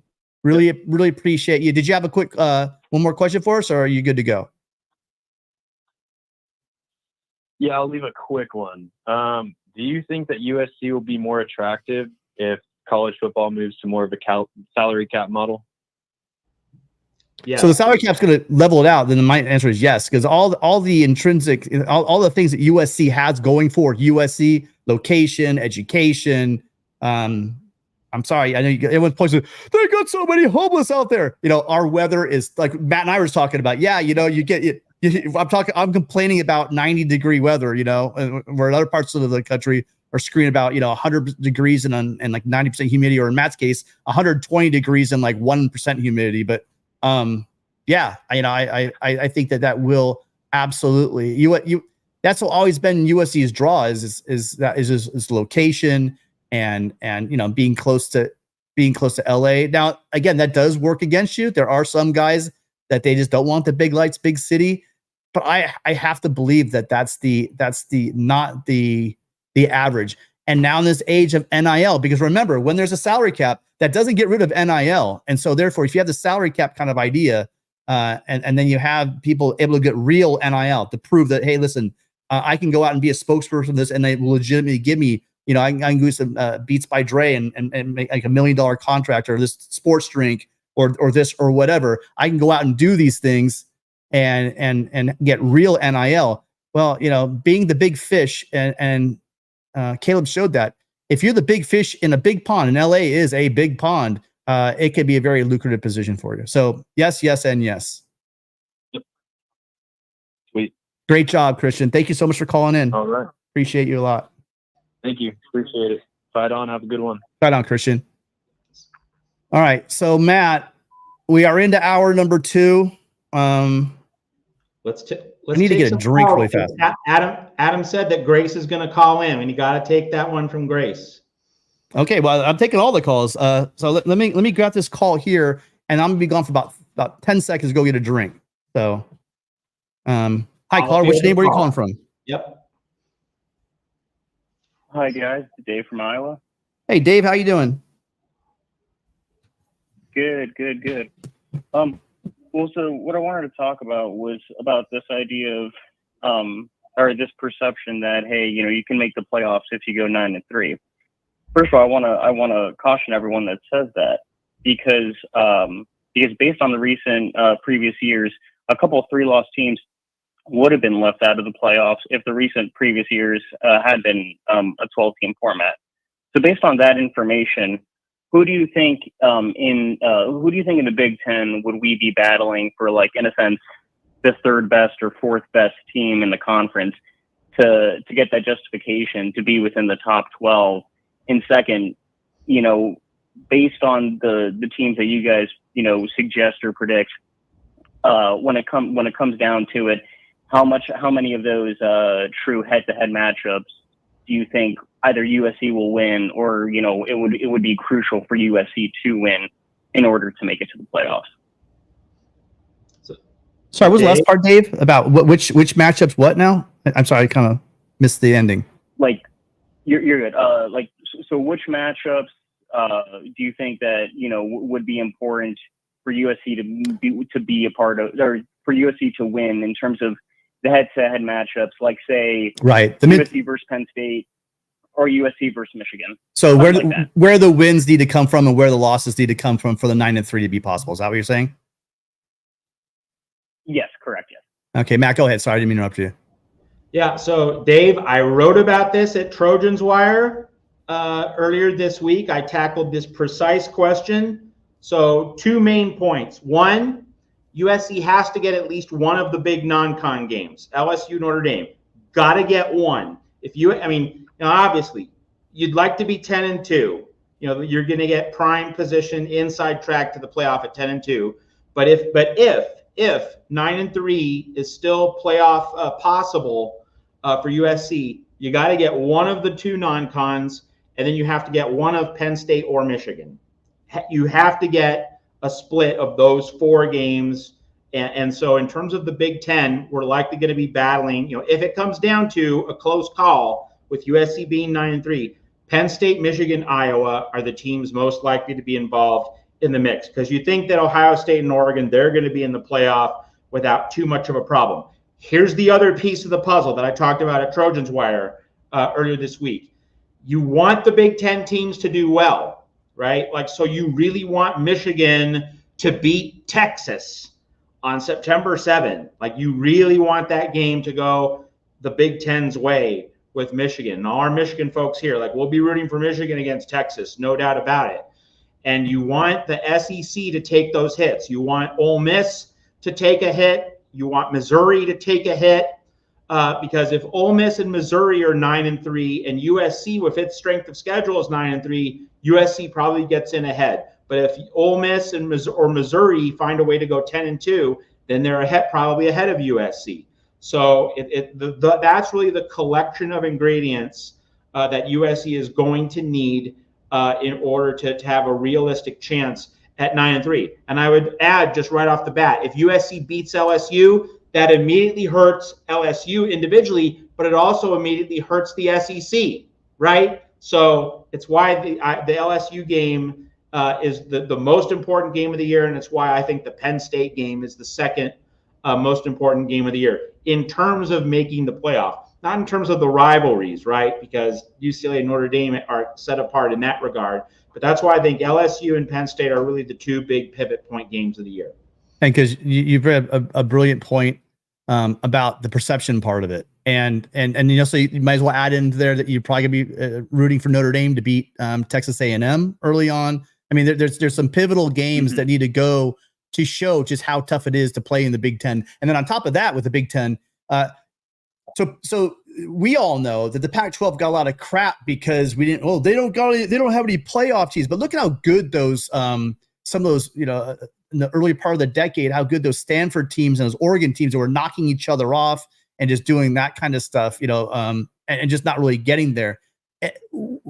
Matt just anointed, damn you, Matt, the Ducks and the Buckeyes, everyone's two favorite teams in the Big Ten, as just having a shoe-in walk to the playoffs. I gotta say, if we're talking the Big Ten, is this conference that we talk about it being just really not just about one or two or three teams, then there's no real walk to it. Those rosters are super stacked, but again, there are some question marks in the coaching. I'll leave it right there. I mean, you can have a great roster. Matter of fact, you can have the best roster of the Pac-12 for 3 straight years and not have a championship to show for it. Doesn't mean you're going to win it. So many years the Pac-12 beat the crap out of itself. I wonder if there's a possibility, if you want to talk about the 4 teams, getting a 9-3 team in there. What if the SEC slips in the back door because the Pac-12 team, the Big Ten teams kick the crap out of each other and leaving the door open for an additional SEC team to get in with 3 losses. So I agree with Matt. The teams he named and everything, I'm not yet ready to anoint. With Ohio State, I kind of am realizing they're going to roll. You guys, they're going to be really good. Sorry, Michigan. They're going to be really good. They got questions. This is a whole different sidebar. We have to have a whole show, Matt, on how the hell did the Michigan and Ohio State get these great defenses together and they cannot get a quarterback. I mean, how many 5-star quarterbacks do they have over at Ohio State? And they're working on trying to throw together Will Howard, a guy that was probably in a battle to be the starting quarterback at Kansas State. That's not bitter grapes. I would have loved Will Howard to come here and everything, et cetera, et cetera. But at the end of the day, how are these 2 great programs stuck with no big name quarterback? That's the thing that's very curious to me. But anyway, different off topic. We'll talk about that some other time. All right, Matt, nothing to add? You know what? I totally agree with you guys. Oh, sorry, I'm getting an off screen conversation. Hold on, go ahead, Matt. Matt, go ahead if you could fill in for me while I'm taking care of this. Oh, okay, Dave. Anything else? Oh, okay. Sorry about that. Well, Matt, I totally understand and agree with what you said. If anything, again, me being the lonely Trojan in a field of, corn in Iowa, all my Hawkeye buddies are telling me of how, because of what appears to be of how easy Iowa's schedule is this upcoming season, where like the only top 3 teams they face in conferences, Ohio State, Washington, Wisconsin, and Nebraska to an extent, right? Of how, hey, Iowa could slip in and truly be that, ball buster between Michigan, Penn State, and USC to like spoil, to potentially spoil those 3 teams of, getting into the of getting into the playoffs. But again, that's assuming that Iowa, someone has a competent offense to at least put up 24 points again, which that's me being generous. And this is, but other than that, thanks guys. I really appreciate your word. This is why we want to just emphasize the point. You want to be 10-2 to have to feel solid about the playoff. Like the 9-3 scenario, a plausible scenario exists, but you don't want to count on it. I want to be very clear about that. You want to be 10-2. So good reminder there. Yep. Awesome as always. Appreciate you, Dave. Gotcha. Hope to hear from you next week. Thank you for calling. Yep, fight on. Yep, fight on, guys. Have a good one. Fight on, Dave. Before Tim takes the next call, we're at $200. So $50. It's 8:25 here in the West. It's 11:25 in the East. So $50 in the next 35 minutes by midnight Eastern, 9 in the West. $50 if you want a third hour of Tim and Matt here at the Voice of College Football. Had a couple super chats that we want to point out, and also some really generous memberships here. Moose gifted 5. Jackson Johnson gifted 1, but thank you, Moose, for gifting 5 USC memberships. That's really very large of you. We really appreciate it. And our friend Supermax, $10. Supermax, thank you so much for your contribution. We know that you've been very generous in supporting this show over a longer period of time. Thank you very much. And Jeff came in with another $10. Jeff, you're the man. You don't have to call Tim if the money keeps rolling in like this. I'm sending the $10 back. Thank you, Jeff. Jeff, I'm sending the money back. You need to call so in. $50. So 10 people giving 5, 5 people giving 10 in the next now 33 minutes. You have just over a half hour to get $50 more in the door if you want a third hour here at the Voice of College Football. Thank you for your support. Yeah, really quick. Supermax is another person you guys have. So I know there's a lot of you guys out there. Like we kind of see, we bump into each other on all the different channels. I see Supermax and like, again, all the other channels. And so I just want to bring this point up. You know, there are a lot of great content creators in the USC football space, and I hope you're checking all of them out. I have them listed, a lot of them listed in the description of this video right now. Make sure you're supporting all these guys. It's a really great community. We all know and like each other. So make sure you're checking out all the channels. But I just see like Slap Happy's another one. I always see him over at the Light the Torch podcast guys. I thank you, Slap, for the $5 super chat. Appreciate everyone being here. $45 in the next half hour here at the Voice of College Football. You guys got to do it. Otherwise, Matt's going to break it down 20 different ways. He's probably going to start getting into like 50-cent pieces pretty soon. So you guys better $2 bills. So you guys better hurry up. Caller, hi. Thank you for waiting. Appreciate you being here. What's your name? Where are you calling from? Hey guys, this is Mark calling from Albuquerque. How you guys doing? Mark, thank you for your earlier super chat. Appreciate that very much. How are you doing tonight? No worries, no worries. Hey, I just wanted to start off. You know, I usually start off with my Friday rant, but this one is more of a question, and I kind of want to direct it to you, Tim, to start off. But I'm kind of conflicted, and I just kind of want to get your feedback, Tim, to kind of move forward before I kind of get into the other stuff. It seems like since Adam has been sponsoring that first hour right away, you know, that second hour, it seems like, and I don't know, and I'm going to ask you for your opinion, you know, or your insight, because you might know. Somewhere along the line, it seems like when Matt, that when he knew he had to do an hour, he was drinking coffee. Now, all of a sudden, I don't know, but maybe you might have some insight. Is he having a libation? Because his mood and thought has changed. I mean, I can't even be mad at Matt no more. I mean, like he's talking logical about USC and what is going on. Mark, a new libation. Yeah, go ahead. I slipped him some Kool-Aid. I think we just won the national championship. Yeah, I mean, I snuck it in there. Yeah, when he wasn't looking. Yeah. We got to lighten Matt up a little bit. He's a little too practical. He's a little too practical for a fan call-in show sometimes. But again, it's what keeps this show going. Because if you had me here talking about, you know, I mean, constantly, it would be a horrible show. So I think we bring a good balance, and he brings a lot of good balance to my writing too sometimes, because I get a little too excited about the season, and he's the voice of reason here at the Voice of College Football.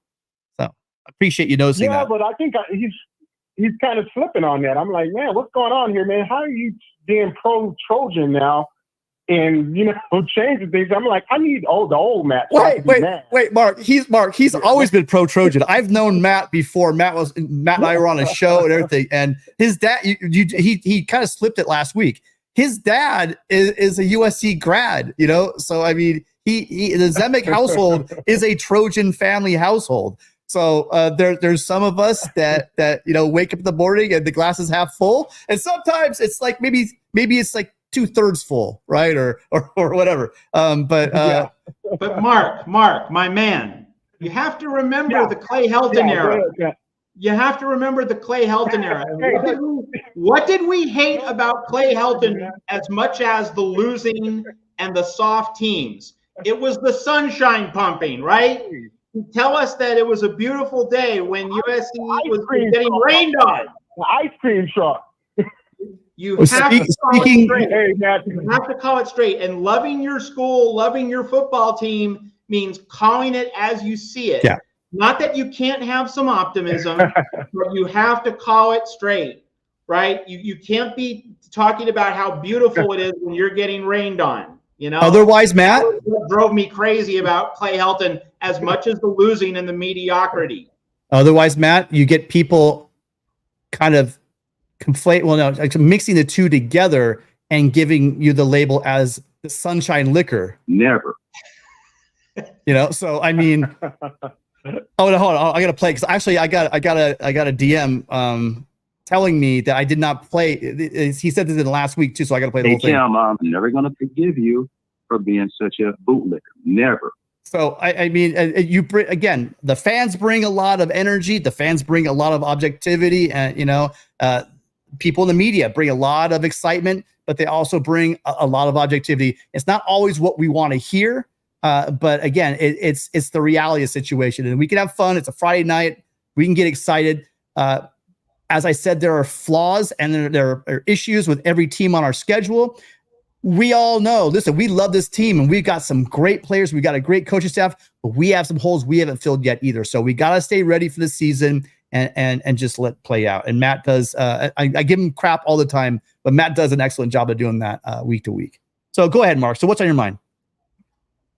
Yeah, no doubt. I just like to give Matt a hard time, but I mean, he's like opened my eyes to, especially some of the questions I had, especially on the offensive line. I just want to choke him because I wish he would be forthright with some of that information instead of talking in the shadows, so that at least, you know, I would feel more optimistic about some of the things I do without, you know, like backtracking like, oh, well, this is what's going on. But nah, I think you guys do a fantastic job. But real quick, my question, I don't want to get too far into, you know, whether we're going 10-2, 11-1, 9-3 or something like that. I want to focus back on LSU. You guys give me whether coaching staff, coaching position, or position offensively, defensively. You know, you can make it brief. Where USC has an advantage or where LSU has an advantage. You know, I know there's Harold Perkins and there's another kid out there on the defense that's a stud. And I don't know if Speaks or whatever the linebacker from Oregon State is back. I don't think he is. But what breakdowns, either individually, you know, like quarterbacks or position groups, offensive line, of course, you know, LSU has a great offensive line, where LSU has the advantage or USC has the advantage. Real quick, if you guys could go through that. And involving the coaching as well, you know, offensive coordinator, defensive coordinator positions. Give me you guys' feel on that. You just hit a good battle. And of course you said, I forgot the LSU guy that you just named. Their star on defense. Or are you talking about Perkins? Perkins, right? So I think early on that if you want to look at a matchup where I think it might help out, like I'm high on this offensive line, but they don't have those battle reps together. So early on, going up against, you know, going up against a pass rush might be an issue for USC early. I give them maybe possibly the advantage where they can attack there. And we've talked about it really quite a bit, Mark. I think you've been falling asleep during the shows. I feel like you're one of my classes. I'm doing a lecture and you're falling asleep in the back. We've been talking about the fact that there's some question marks with Blake Baker, putting a lot of emphasis and putting a lot of their secondary, you know, just out when he was with Missouri. He had the personnel. I'm not saying LSU doesn't, because LSU always has talent. You know, that's a real hotbed for talent. But I'm saying we have one of the most all-time underrated wide receiver groups. When you hear the national media talk, sure, they bring up certain players, but they don't talk about just the depth going down to even like, Jay Fair. I mean, that we have transfers that came in, veteran transfers that came in. They're going to add a lot of amazing depth that bring a lot to this team, even beyond our Fab Four second year guys. That's going to be our advantage. And I think early on in the game, or maybe until they can figure it out or whatever, I hope that they can withstand it. I think they're going to bring pressure from Moss because that's their only hope. They got to get home. If our line can protect, if they can keep Miller and Moss a nice little clean pocket, if Miller can know when to get rid of the ball, not get behind schedule, if we can dump off passes, screens, and try to mitigate that pass rush and just kind of make them pay for it on the outside, then setting up those big chunk plays that we're going to be able to take advantage of their secondary. When they're in cover one or whatever, we can eat them. Or Miller shows. I mean, you don't have to have the biggest can in the world to hit some of those hole shots with the receivers we have, because their catch radius is and they're so physical that they're going to win a lot of those matchups. So keep Miller clean. That's the key. They need to get Miller on his backside. We need to keep Miller clean and take advantage of them in the passing game and in the vertical passing game. That's my guess. How it's going to play out, I got no idea because I could be way off. But if I'm just looking at it from an outside observer making a guess, I think that's where we win the game. And that's how LSU can cause trouble for us. Nothing to add for me in terms of what Tim said about the USC receivers and against the LSU secondary and obvious advantage. I think the other point to hit on is we know that LSU's offensive line, that's the position group that the Tigers are just, everyone in the LSU camp, when you talk to LSU writers, reporters, podcasters, YouTubers, radio hosts, they all rave about their offensive line and especially their bookend tackles. So to me, the key is for the USC secondary to not get beaten deep, especially early in the game. If the USC defensive line can't really get much of a pass rush, if USC can't get a pass rush with its base front four, then the secondary is going to have to do some heavy lifting. But I think the secondary can be up to the challenge. But I think the real fear is, what if LSU really leans on USC's defensive line? It becomes a battle of attrition, and the Tigers can control the ball and keep it away from USC. So either LSU receivers getting splash plays or LSU's offensive line really leaning on USC's defensive line as the game goes along. Those are two obvious fears in that matchup. USC's defensive line doesn't have to dominate, and I wouldn't even say it has to outplay USC's or LSU's offensive line. Fight to a draw. Fight to a draw. If USC's defensive line can basically fight to a draw against LSU's offensive line, I really, really love USC's chances. And that's why I said it about that third quarter, Matt, especially because there's going to be a challenge, right? Those bookend NFL offensive tackles that LSU has.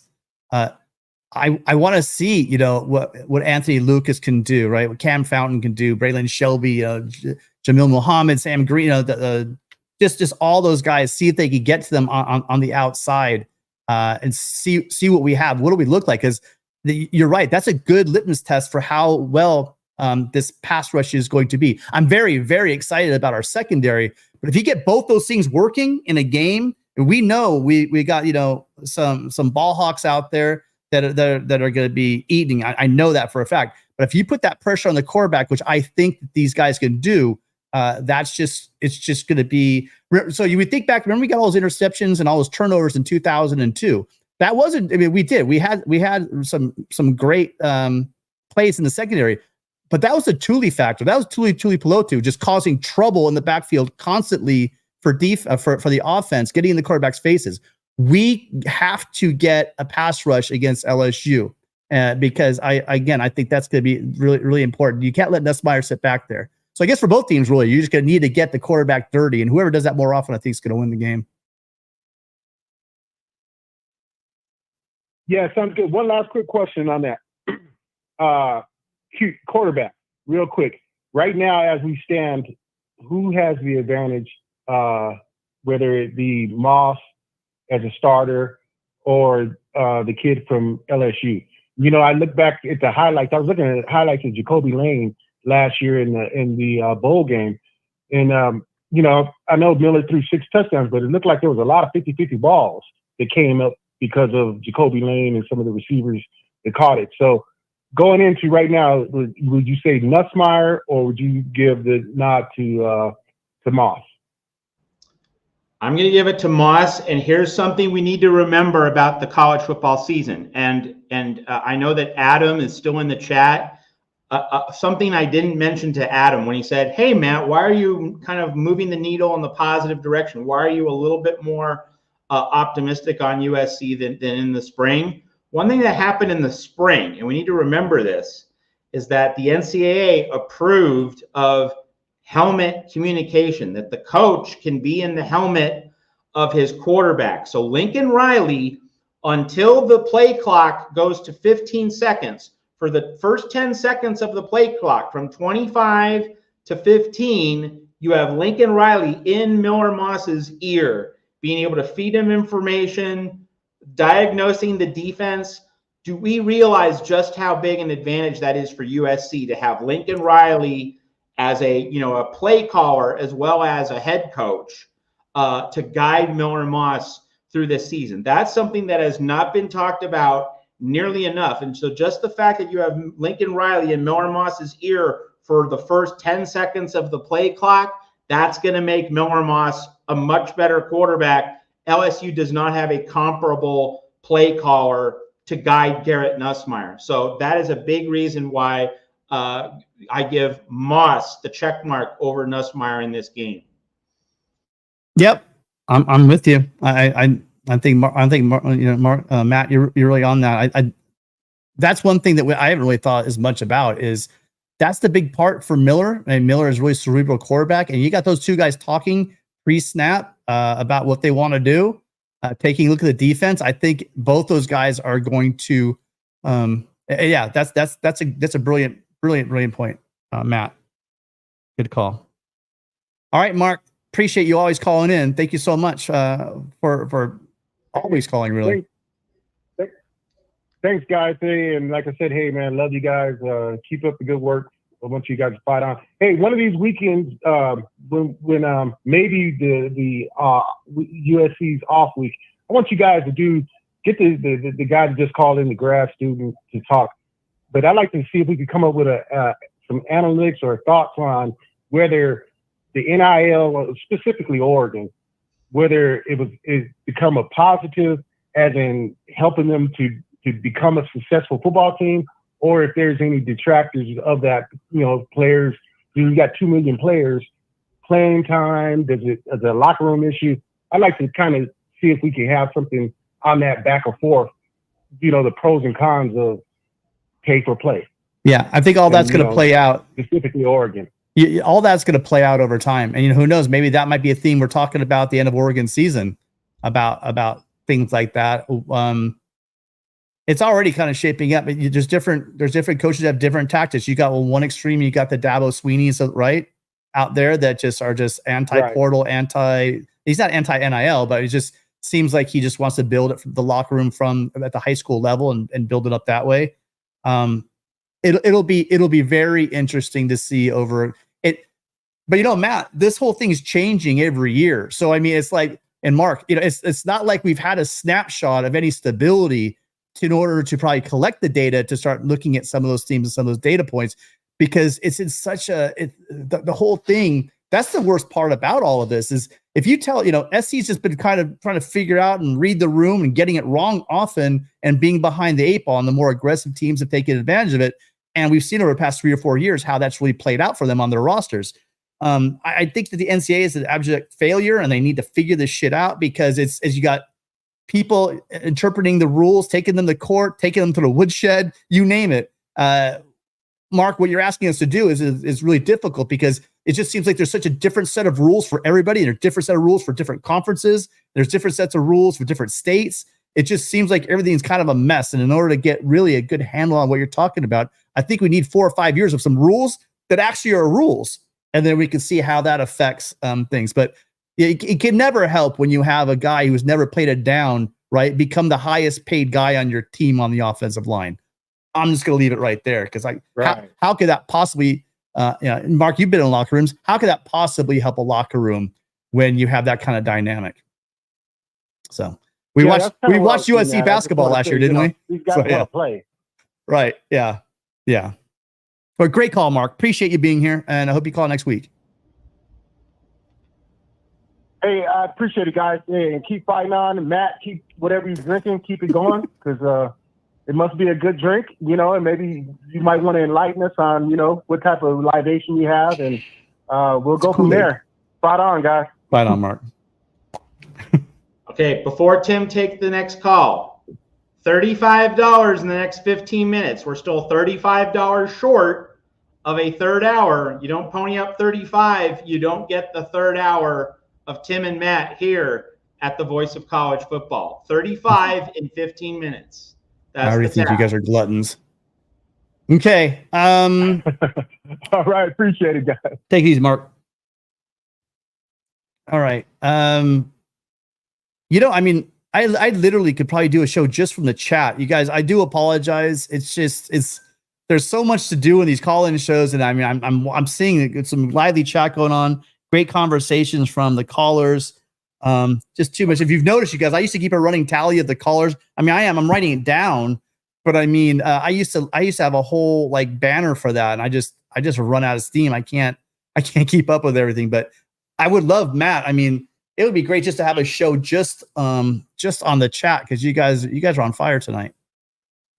And we're down to $15 with Brad giving his second $20 super chat of the night. So we've had Brad give 40, we've had Jeff give a total of 30, in addition to, of course, Adam, our NIL director, with 100, Supermax with 10, several Gary from Dana Point with 10, Barry Fisher, I think, with 2 5s, so that makes a 10. Slap Happy with 5. So we're just $15 away now, thanks to Brad. And again, remember, first hour is always free. You guys are the ones that want to sponsor these extra hours. And if my math is right, Matt, it looks like that the Oklahoma Sooners are going to sponsor the third hour, possibly, of the call-in show. And it'll be the Sooners they're going to light up the Fight On sign in the back for that third hour. But I appreciate everyone being here. It's amazing. You got well over 250 people between Twitter and YouTube watching the show. This is your guys' show. I would highly encourage you guys to get a call in now. We had a great call earlier from first time caller.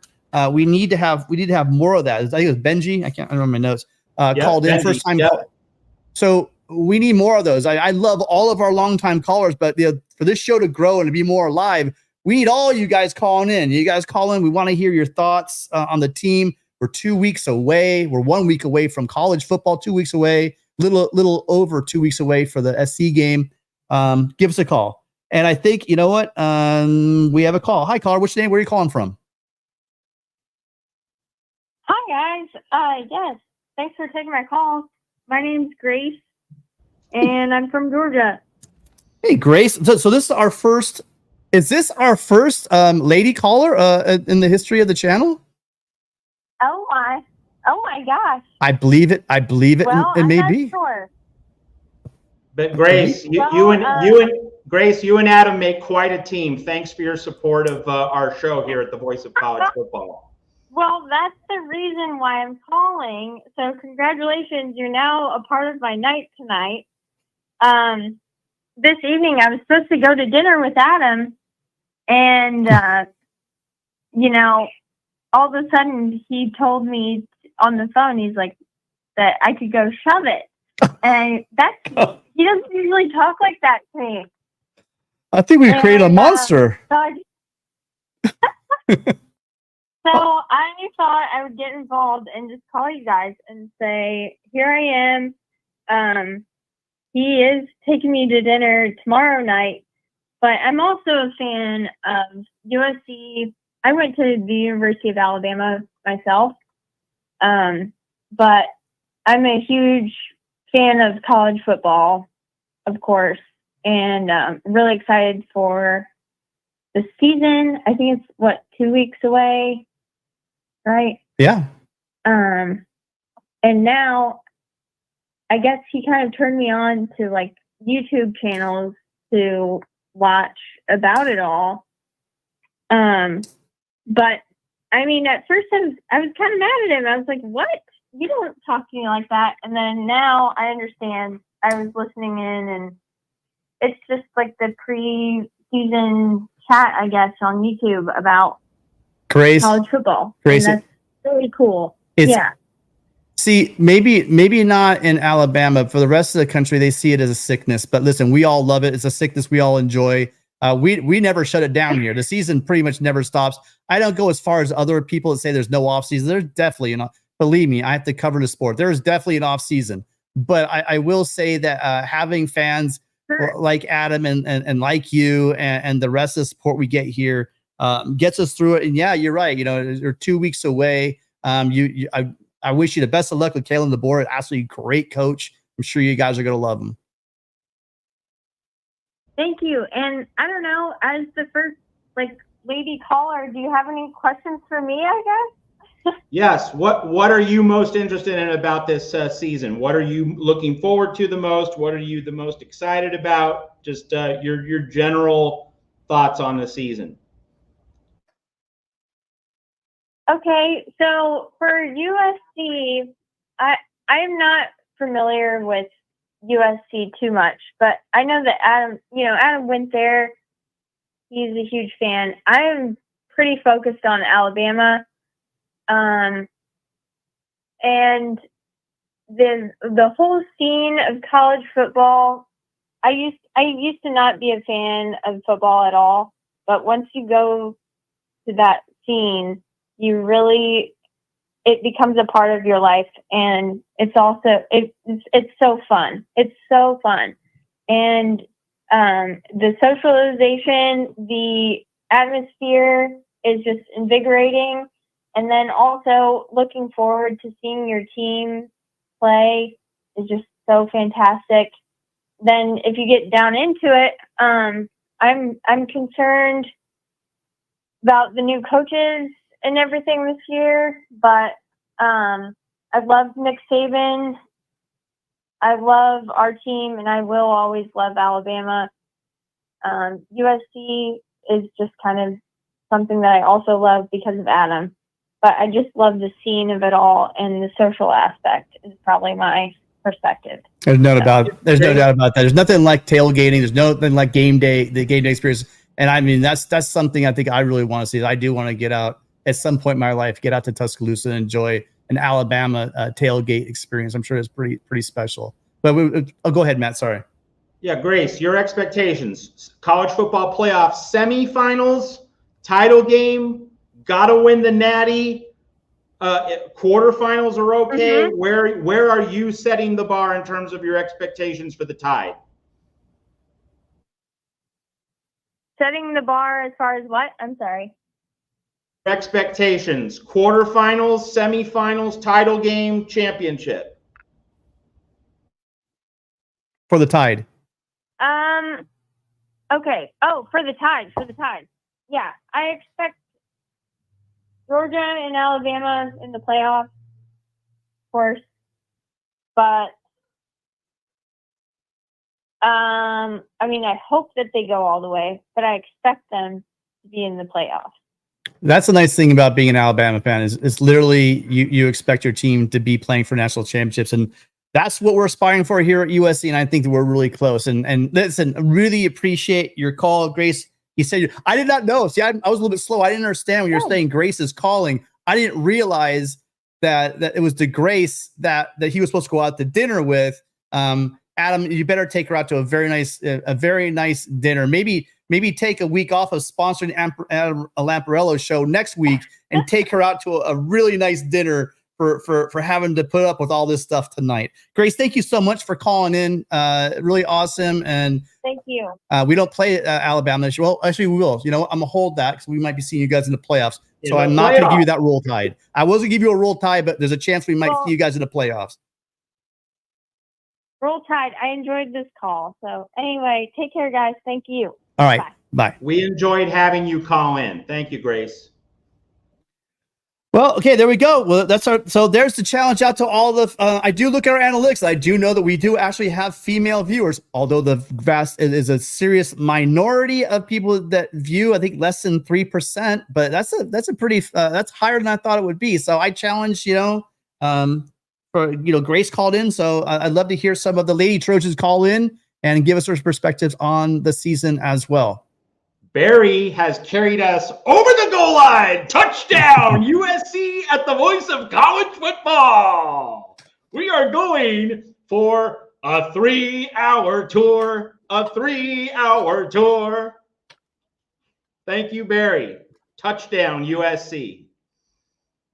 Thank you, guys. You are amazing. Adam had a date with Grace. I had a date with the pillow in about 20 minutes, but apparently that's going to be postponed. I was going to put a face plant right in my pillow and get some actual sleep this week. But hey, look, if I'm going to stay up, I'm going to talk to Trojan fans, so I'm good. Tim, you're a richer man now. We'll break down the finances on that $20 later on. But yeah, we'll talk about that.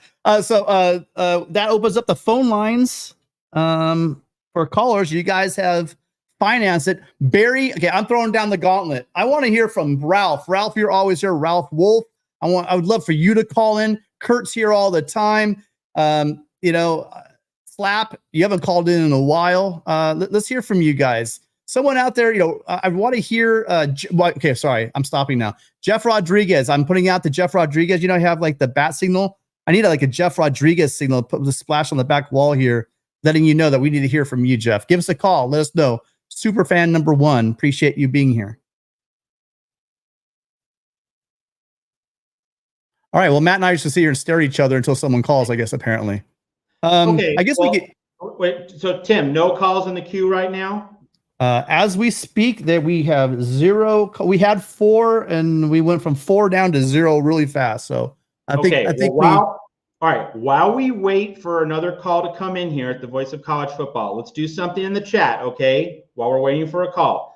Rank the games that you want USC to win the most. So, Notre Dame, UCLA, Michigan, Penn State, LSU, Wisconsin, throw them into a blender, rank it in terms of the game you want to win the most. Let's rank them. You could do 1 through 6, the games I just mentioned, or you could just do all 12 for funsies. Let's just simplify it, Matt. We can do that. Let's have them throw the games you want to win the most. Let's simplify it, Matt. What is the game this year that you want to win the most, or you think we have to win the most? Go ahead and throw that in the chat. So if we give them a homework assignment, half these guys aren't going to turn it in. Hey, caller, what's your name? Where are you calling from? Hey, it's Jeff Rodriguez. Way, see, we summoned Jeff, and here he is. Jeff, thank you. First off, thank you so much. Not just on this channel, again, because I'm always over at USCJ's. I'm always watching the videos of Trojan Blade. I'm always over the Torch podcast guys in their chat. And if there's one name I see, and Adam's right up there with you as well. Adam's in every chat as well. But I just think the way you support the USC, especially the independent USC football community, is very very commendable, and we want all of that. I speak for all of us. We really appreciate what you do for us. Well, you guys make my day. This is what I look forward to on Friday, and I do love all the shows. It's a big difference, Jeff, right? You make our day, Jeff. You make our day. If you followed football back in the in the 90s, right? When I was in college, kids, it was literally impossible to get any news about you in LA. On the local radio, you get a snippet here, a snippet there. I'd sit there at my lunch hour and just wait for 10 minutes, of them talking about SC football. Now you can go on, and we've always had Ryan's stuff over at 247. Then before Rivals, an independent, he had his own thing, and you had Gary Paskowitz with We Are SC for years and years and years, and now they're continuing on over at On3. Mark Culkin and all those guys doing great work. There's tons of stuff out there now. I was thinking about the other day, literally you'd have to wait for your best of the West from the press telegram, piece together maybe, in the off season when you're having your fits and you're having withdrawals, you try to grab an interview or a sound bite on the radio here or there. there wasn't there. But now you guys, there's tons of great content out there, and I hope you guys are all like Jeff, taking advantage of that. All right, Jeff, listen, I've been begging for you to call, so I'm going to shut up, and I want to hear your thoughts or your questions on the program. First, rest in peace, Gary Paskowitz. But absolutely. No, I wanted to say one of my points of analysis with all the NIL and with transfers and, you know, all of this kind of stuff. And you look at a team, I've tried to say, Michigan, right? They've been ridiculed for certain things, like, oh, they're cheaters or all this other stuff, not really commenting on that. But one of the things that I try to tell a lot of the shows or analysis or in the comment section is, so far, we'll see how it goes with Harbaugh being gone. But, you know, they were touted as being this team, right, that were on this huge upswing after 2021, getting help from his brothers, coaching staff on the defense. But on top of that, you know, they only averaged, the top 12 class every year. But even after Harbaugh left, you didn't see a bunch of transfers leaving out of Michigan. And the only real point that I want to make is that maybe for the future, the future is not like the Oregon or the Ohio State way, where you're just picking up the most expensive mercenaries you can find or paying for the most 5 stars. That really the key for longevity is that you find a high value, high commitment, maybe underrated folks. I mean, of course, you go after the best you can, but overall, if you're getting that top 10 to 15 class every year and you don't have this mass exodus every single season, and you're really actually developing guys, that's really the future of college football for now until the rules change. Because, yeah, like with Harbaugh and the whole coaching staff changing in Michigan, you know, I've been beating the drum for that for SC. If we could actually develop our folks and keep getting these awesome kids like Cam Fountain and Braylon Shelby and, you know, all these other guys that were, you know, highly rated 4 stars that we could get, that we didn't have to pay, you know, $1 million to have come to SC or whatever it is, then we're not worrying about, oh, if this 5-star comes here, that's awesome. And then when they don't start, then at the end of the season, they bolt. And now we're back to square one and constantly trying to keep up with the Joneses rather than relying a little bit more on development, I should say. And I don't mean we should be like Utah, right, where we're taking 2 stars and trying to coach them up. They haven't had quite the success, I would say, with that because, you know, they've been really injured the last 3 or 4 years. They can never seem to get over the hump, even if they win, you know, the conference championship or whatever it is. But if you're recruiting well, but you're shooting for those guys that are the high value, high character, commitment people that are not going to just sit there and say, I can get more dollars, you know, elsewhere, that appreciate the kind of development that a team, you know, coached up by guys like Henny and Nua and Belk and Entz and Riley and Simmons and all of those dudes. But yeah, that's my take on where I think USC should be trying to model themselves after, even if they have the $30 million NIL budget every single year. So. Yeah, I fully agree with you, and I think that is that sweet spot we were just talking about. We talked about the independents, like us in this space, but we also talking about the big guns and the established ones. And when you said all that, I just kept thinking of Gerard Martinez, and anybody that follows USC football knows who he is. He's a recruiting guy, and he always talks about you have your brick, and then you have your mortar guys, right? So you got those guys, those you know, there's the nice bricks, right?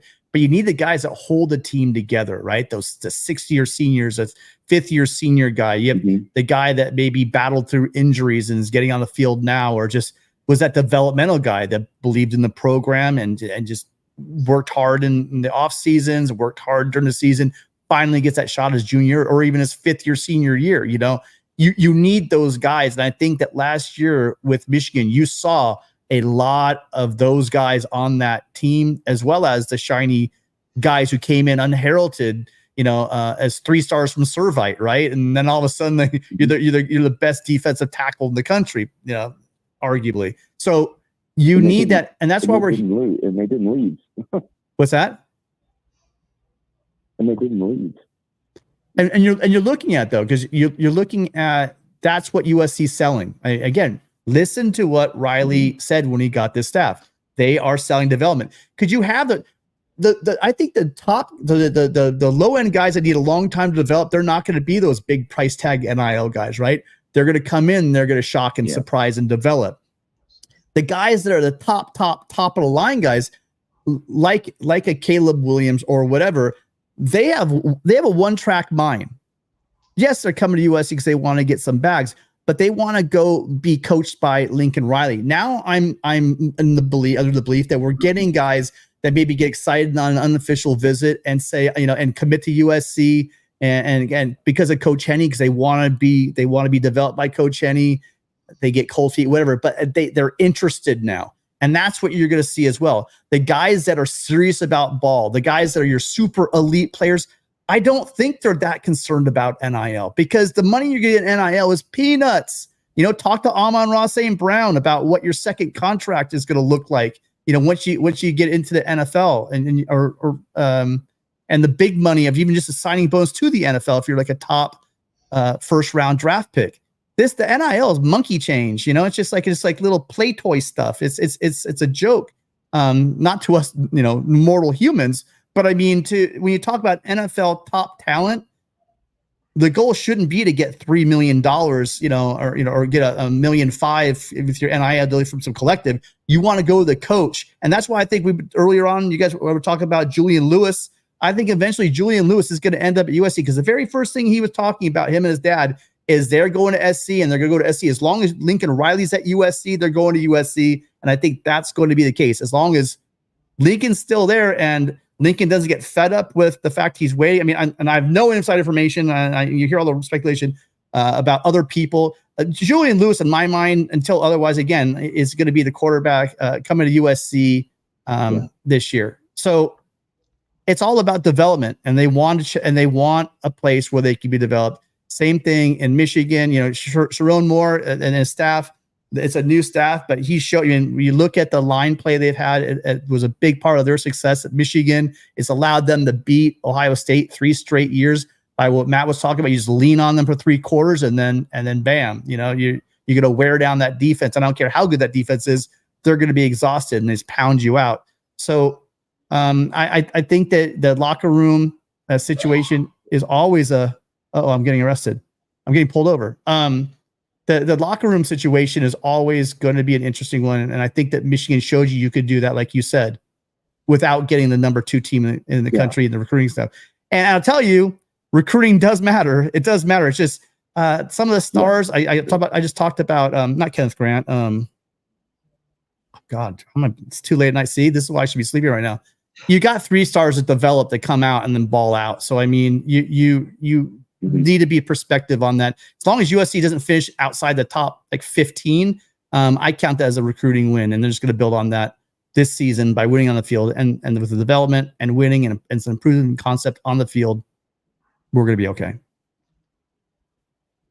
Yeah, and I think too that it doesn't help your program overall to go out and show people that you're willing to spend $1 million on a one year mercenary like a Derek Harmon or whatever. I'm a great guy, but I mean, when you're asking for that kind of money, like you were saying before, that it's not okay that you're going to pay a tackle that has never played a single down on your team more than everybody else that's currently there, or that most. I think that really is gonna. I'm really hoping to see what's going to happen with a team like Oregon that did pick up so many guys with an unlimited playbook. And I just don't think that in the end that's totally sustainable in terms of a locker room culture, and that, and what I mean, the like guys that don't turn out that they play and they end up leaving. So, Riley said that he wanted to, focus on getting more towards the recruiting side, and you just supplement with the transfer players. And now that we're starting to build that foundational year where we can do that's great. But I don't think he would have been able to do it without humbling himself and picking up the defensive staff that they have now. And hopefully we're more like the Michigan model, I should say, than even maybe the Ohio State or the Oregon model, because I don't want to be seeing half of our team exiting at the end of the year, regardless of how well we do, because they were the guys that were only concerned about getting the biggest paycheck right now rather than, working towards getting to the NFL, like you said, where you're actually going to get the real money. Yeah, they just got to be patient, get the right development, and I'm hoping they have enough people that love them with enough common sense to relay that message. Because I mean, I know if I was 18, I was getting, and you brought up the $1 million thing. We have no idea what Harmon's actually getting. It's gonna be hilarious. I hope like 10 years from now we find out all these stories. The fish was this big, right, kind of thing. That we're gonna find out that really that there have been rumors that a lot of it's inflated anyway. I wonder how much is going for that caliber of a defensive tackle, because you have to take care of the guys that are already on your roster that are probably better and probably more important to your defense overall. You have to take care of those guys. So if you're going to bring in that guy for, let's say, $600,000, $500,000, you better damn well make sure you're paying people, because we had that weird thing that went on with Barry Alexander as well. I mean, all this stuff's interrelated. The locker room conversation, these coaches having to, and GMs having to balance the egos in the room, balance the checkbooks in the room. It's not a very enviable position. So it's not as easy as, well, we have the money, let's just spend it. I don't think it works that way, because it kind of trickles downhill, Matt. Yeah, Jeff, great points. And what you've said about Michigan's culture and its ability to retain players without making the really high level expenditures. It's such a good, astute point about Michigan having a really detailed, broad-based strategy that doesn't try to put all its eggs in one basket. Your point's really well made. The only thing I'd like to add, in addition to what Tim's said, I mean, because like Tim covered USC and Michigan really well. The point I'd like to emphasize, the nuance I'd like to emphasize, is that we talk about how if USC wins, the recruiting is going to follow suit. Of course, we've kind of litigated that point pretty thoroughly here, as you know. But the other part of this, Jeff, is that this means Oregon really needs to max out right now. Oregon is in a win now mode where if it doesn't, hit a moonshot, if it doesn't do extremely well, and I'm not talking making the playoff, I'm talking at least semifinals. It's like the semifinals in terms of Oregon's expectations this year, that's the floor. And if Oregon doesn't at least get there, not to mention at least make the national championship game, you could have a situation where, if USC does go 9-3 and Oregon goes 10-2 and it is eliminated in the playoff quarterfinals, like how much would that reset everything in terms of the recruiting calculus relative to USC and Oregon for future cycles? Like the two programs could really be on very equal footing if Oregon does not cook a gourmet meal with all the high-end groceries that it's gotten in the door. So we talk about USC needing to win in order to make recruiting better. Oregon needs to win to make sure it can continue to have expenditures at the highest level. Because if Oregon doesn't, I think you're going to see the air come out of the balloon a little bit in Eugene. I mean, Phil Knight's still going to have money, but I don't think players are going to be nearly as sold on Dan Lanning if he fumbles the ball this year at Oregon. I hope so. Sorry, Miss, I came in late for that one. Jeff, don't worry. Apparently, we have no phone calls. We had two people calling again. If I'm highly encouraging, look, we got Jeff out of retirement on the phone call situation. If you guys haven't called into the show, tonight's a great. The third hour is perfect for calling in, because after 2 hours of phone calls, we kind of start running down a little bit. But the number's right up here. You can't miss it. 888-997-4539. 888-99-RILEY. Give us a call. We've been getting some Oklahoma calls, there's a bunch of Michigan guys in the chat too. Love to hear from any LSU fans that might be out there. We got almost 300 of you guys total on Twitter and on YouTube. Give us a call. The number's right there. Also, if you're over in Twitter, you can come on over to the YouTube channel. Helps us out, the algorithm as well, but you can also jump into our chat, which has been popping tonight. So make sure you come on over and join the conversation, the chat as well. Well, Jeff, so someone just asked this question. We could throw this if you got a second. Where did it go? Sorry. John was asking if we go live for the half of the LSU game. I'm going to be at the game. I'm probably going to be in one of the end zones, so it's going to be kind of difficult for me to even probably do the post game. I think, Matt, what we're going to do for that first one, unless you want to wait for me to come back on Monday morning. I think we'll do Monday morning. We might do like just like a reaction show to that. I don't know yet. We haven't decided. I'll talk to you off the air, but yeah. We'll have announcements. We'll have announcements on USC LSU special shows. Well, next week. We'll formulate a plan and some announcements next week on what we're going to do. I would love to do live. I won't have. Hold on, just tentatively. This is tentative. It's not official. But in our Monday slot for August 26th, so that is the Monday of game week, the Monday before the USC LSU game, we're thinking about doing potentially an extended show in our Monday slot on August 26th, but that's not official. Next week, we'll be able to make announcements on exactly what we're going to do in and around the LSU game. Mm-hmm. And anything else, Jeff? I got you on the line. I might as well have you get it all out of your system. Anything else you're excited about for the season? Oh, I'm excited for us to do well. I'm more on your wavelength with being optimistic about what we can be. I think it really, as Matt has pointed out, I'm not really actually that worried about the defense, to be honest. I think Lynn will maximize our strengths and minimize weaknesses.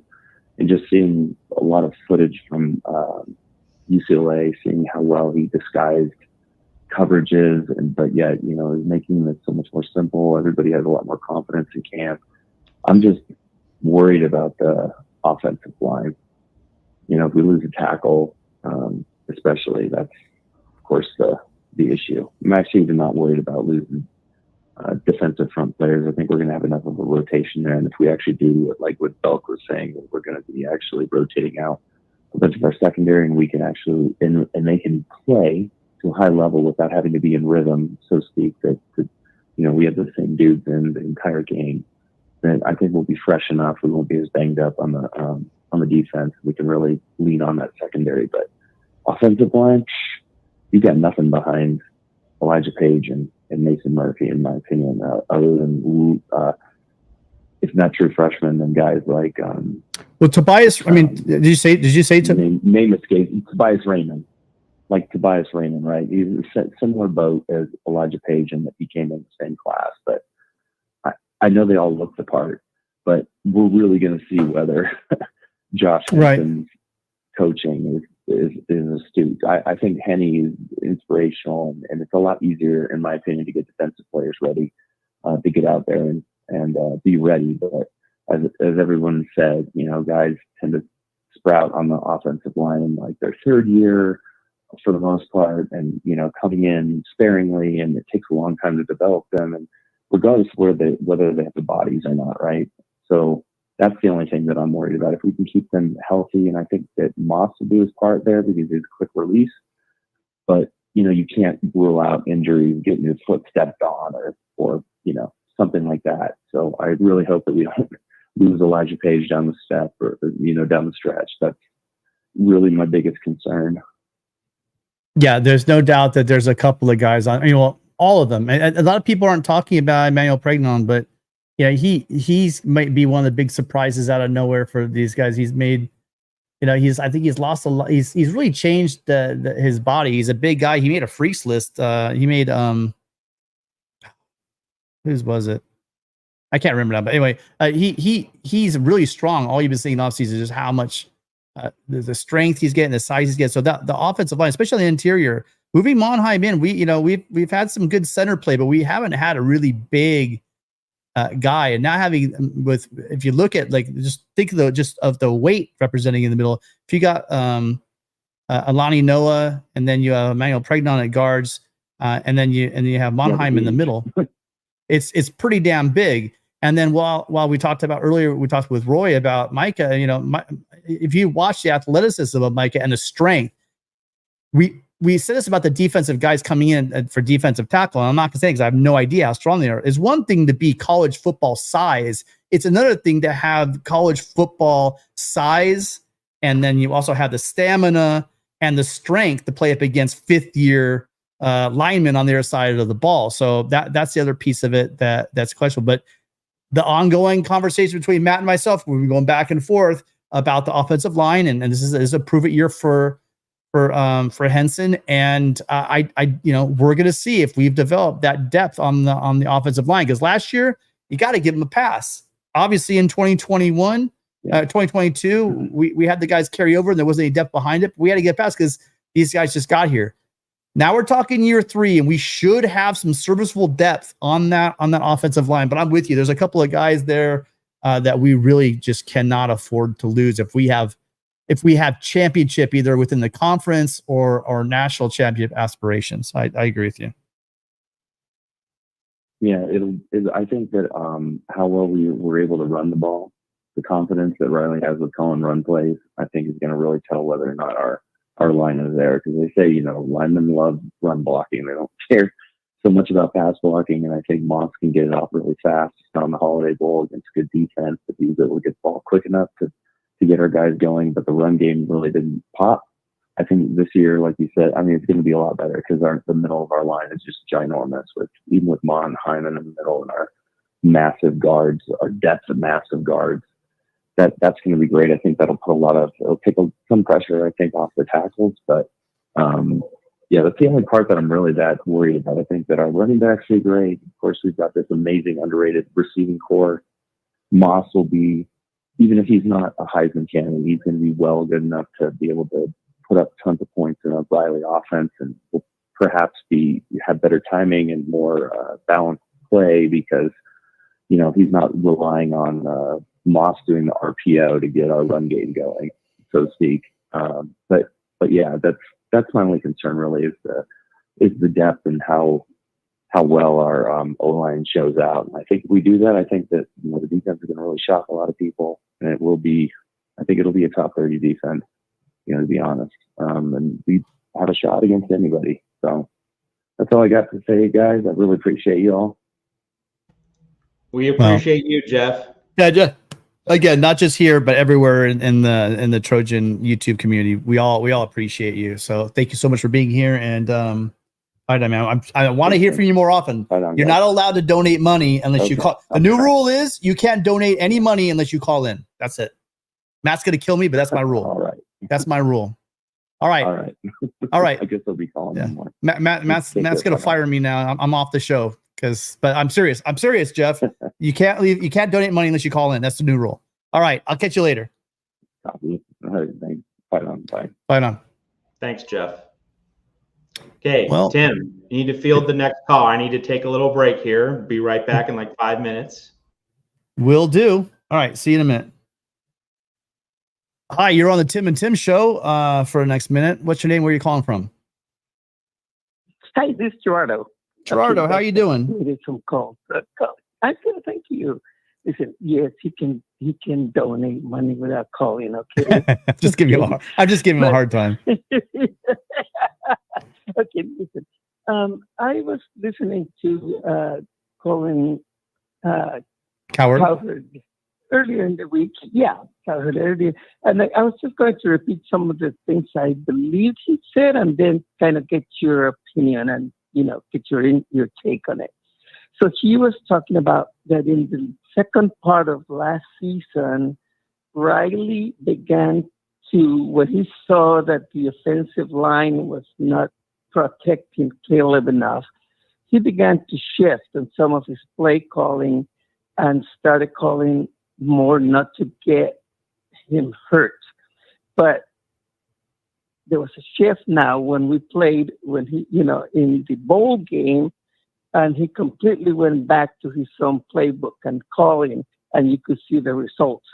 And so that as long as they can protect our quarterback for next year, that you're going to see Riley going back to the playoffs and the offense should be humming again. What do you guys think on that? Well, I think they're different types of quarterbacks. We saw with Miller, but also we saw a different offensive lineup. And also, you know, it's kind of hard to look at play calling from one defense to the next. Do you know what I mean? I mean, I'm a big Uncle Colin a fan. I've been for going way back till he was on when he used to be on ESPN radio at lunchtime. All my lunches I would schedule around, you know, Uncle Colin being on. Well, he wasn't Uncle Colin back then, but Colin Cowherd, and this because he was the only guy that talked West Coast football for obvious reasons on that 4-letter network. But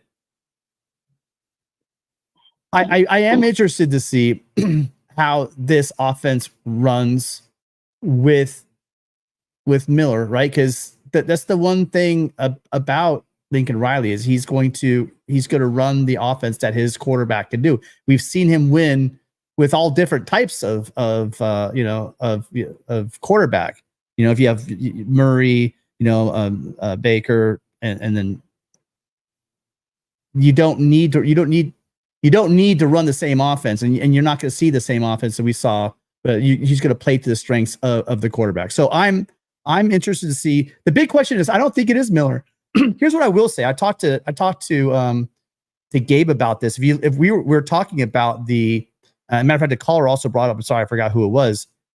Miller needs to work on his ball placement a little bit because sometimes he's right on, but often it's that's one thing that we noticed that, man, there's I don't know what it is, but sometimes the ball we have great receivers, but I would like to see the ball get there, you know, out in front of them, and just be a little more accurate. I think that's going to be something I would like to see out of Miller, but it's hard to kind of crack on the game that he had, but it is only one game. And I'm hoping that fans aren't going to expect him to throw 6 touchdowns in every game. I'll be interested to see how well we talked about it in our LSU kind of what units need to perform. I want to see if Miller can get that protection because they give him a little bit of protection. You know, one thing I will say about Miller is he took some shots in that game and he did deliver the ball. So that's one thing that's exciting. And it's funny that Colin Cowherd said that it was kind of trying to call the game so that Caleb wouldn't get hit. But the funny thing is when Caleb actually got hurt in 2022, it was really the factor of him on a non-contact. The only time that Caleb ever got hurt was on a non-contact kind of injury when he was sliding down or when he was running. I don't know if he pulled that hamstring when he was running or when he went to slide, but there's a lot to be seen. And I think it's going to be dictated, like you kind of talked about with the offensive line and or the lack of protection that Caleb was getting last year. But I'm going to be interested to see, and it's going to be the narrative, right? We've been taught that's why we can't wait to see this game because we're all trying to guess what this season is going to be like, but none of us know what the season is going to be like until we see if this defensive line can stop the dive right up the middle, you know, time and time again, and see if we can hold up that. Will we be able to get a pass rush, which I think is going to be really important to this defense? Can we do it on the better lines? I know we have some great guys on the outside. I know that Lynn's going to dial up some stuff, but can we get to the quarterback? But then the big part on the offensive side of the ball, the only piece that's missing for me on the offensive ball, it's not going to be Miller. It's going to be, can they give Miller time? You know, oh wow, that was bad. That was no pun intended. You know, he needs to have. I'll say it this way: can they give Miller a clean pocket? Right. That's what we want to see, and if they can do that, I think that Miller is a great leader. I think that he pre-snap. We were talking about it. Matt brought up a great point that, you know, with the helmet communication, you're going to have that cerebral part, which is a big part of Miller's game. Not saying it's not a big part of Caleb's game because he is. He's Caleb, right? He's got it all. But so does Miller. Miller can make those pre-snap decisions. He'll have Riley there with him up until, what is it, 15 seconds, Matt, you said, on the play clock. So it's going to be a totally different, for obvious reasons, it's going to be a different offense. Matt, so you missed it, but we're being asked, you know, well, go ahead. You know, I don't want to mess up your question. Go ahead and ask Matt. Hi, Matt.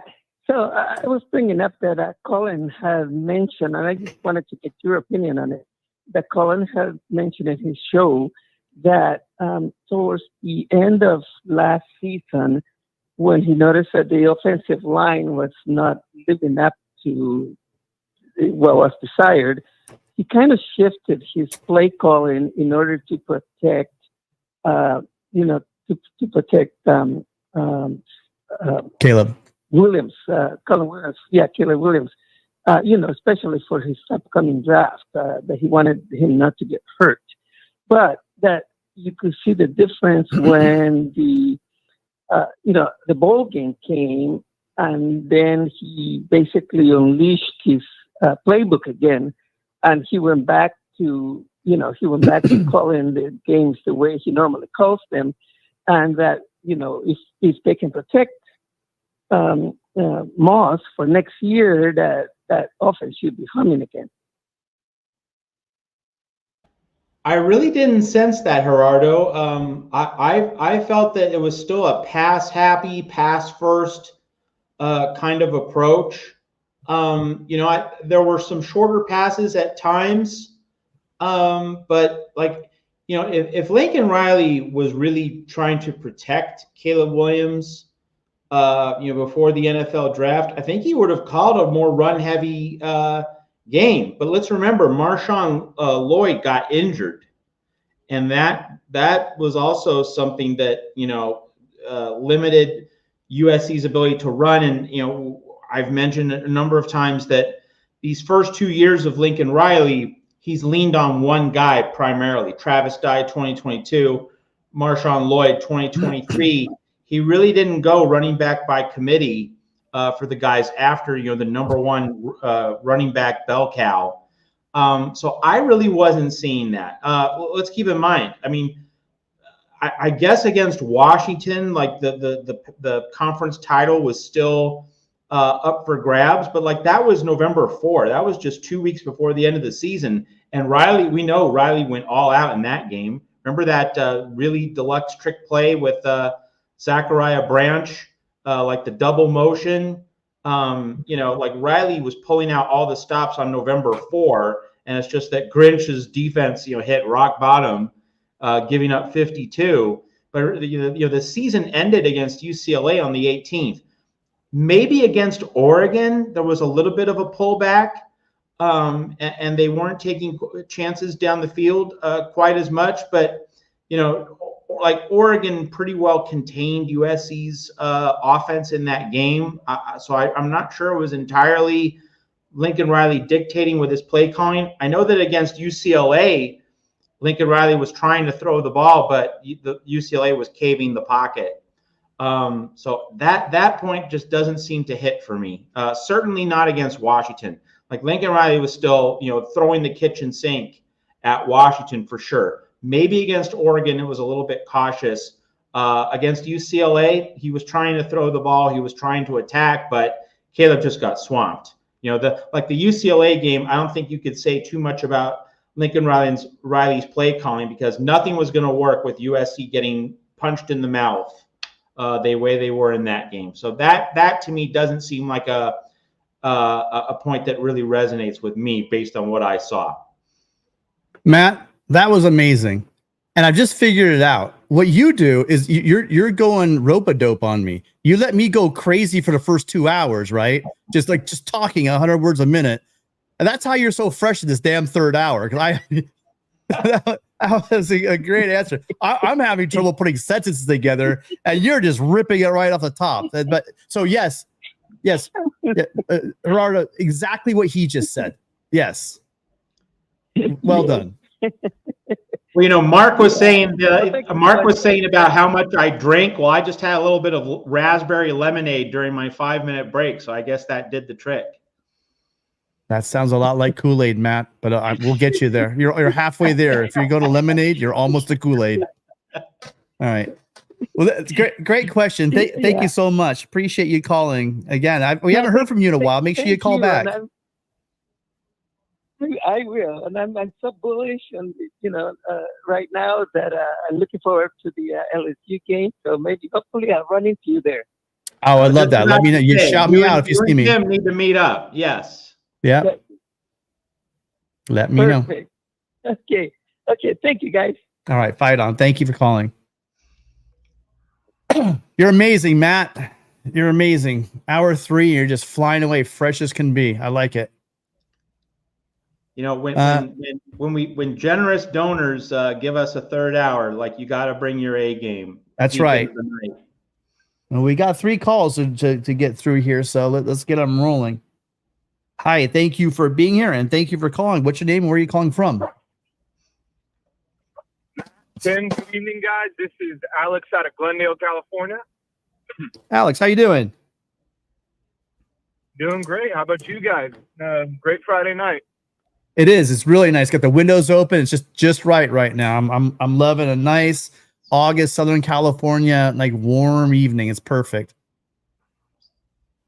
Yep, absolutely perfect. So I got a question about the playoff format and kind of how USC fits into it. So what would have to happen for USC to feel jobbed out of making the playoffs, kind of like Florida State last year? Because let's be clear, let's be upfront, I'm not the biggest fan of the 12-team format.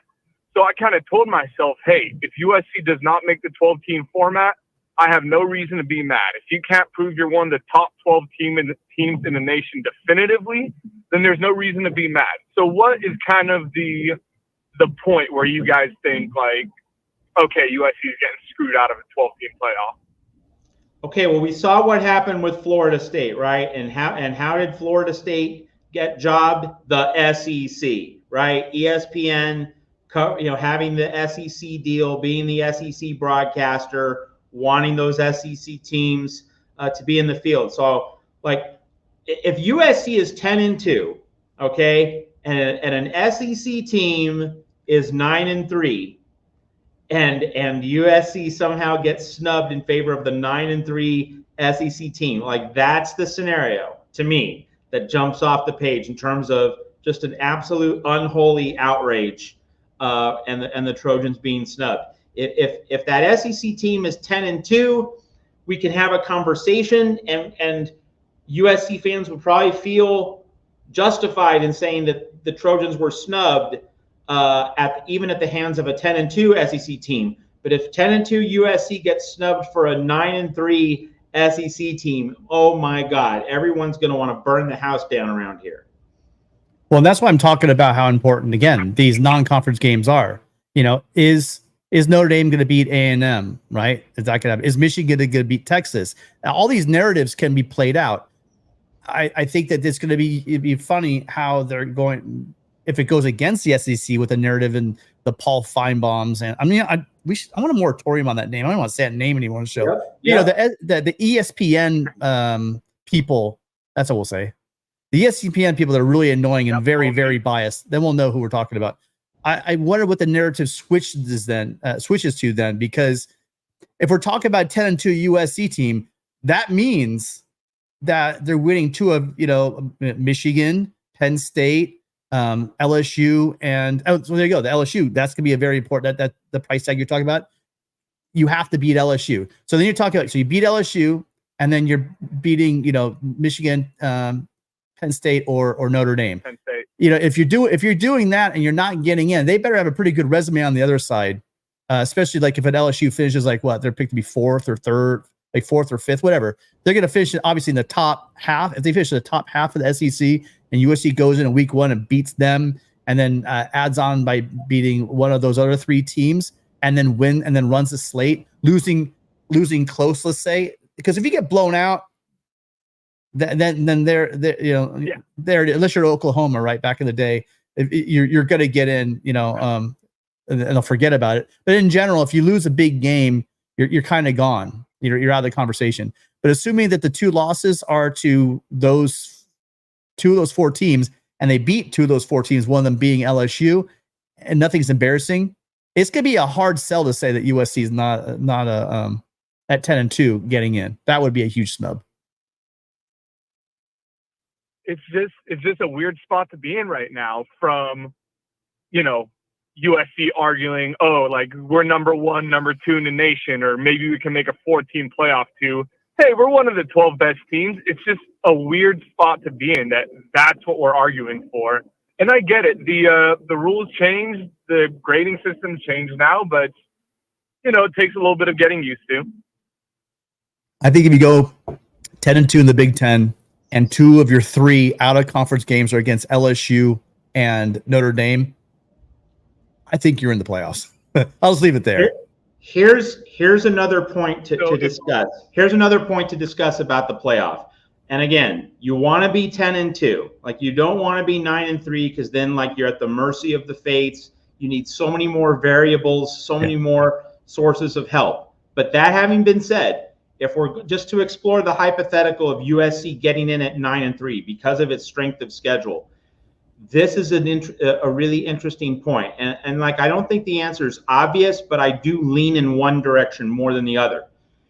If the Big Ten has 4 playoff teams, so in other words, the conference champion, but 3 at-large teams, it's more likely that USC gets in as a 9-3 team if the Big Ten has 4. Why? Because that means that the Big Ten will have more strength at the top. Now, you could say, well, if the Big Ten gets only 3 teams in, Ohio State, Oregon, USC, like that's 1 less spot. Like, Michigan's not getting that spot, Penn State's not getting that spot, Iowa's not getting that spot. You could make the argument 1 less Big Ten team being represented in the playoff. That's better for USC because that's 1 less spot taken up. But I would say, just in terms of getting in at 9-3, it's more likely USC gets in at 9-3 if the Big Ten has 4, because then the strength of USC's schedule, you could say USC played multiple playoff teams. Like, let's say Penn State is the 3rd Big Ten playoff team, or let's say Michigan is the 3rd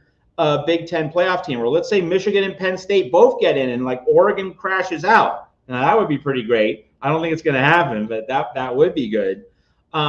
If the Big Ten has 3 other playoff teams, then USC at 9-3 can then say, well, look, 3 guaranteed playoff teams in our conference. Meanwhile, the SEC only has 2 guaranteed playoff teams, or maybe 3.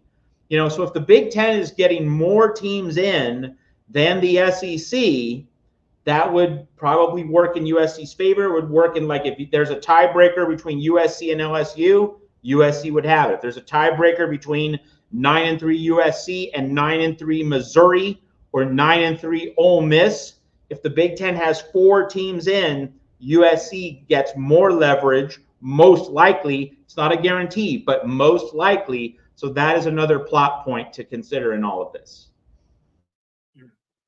The answer, Archer, is one of them is going to get screwed. That's your simple answer.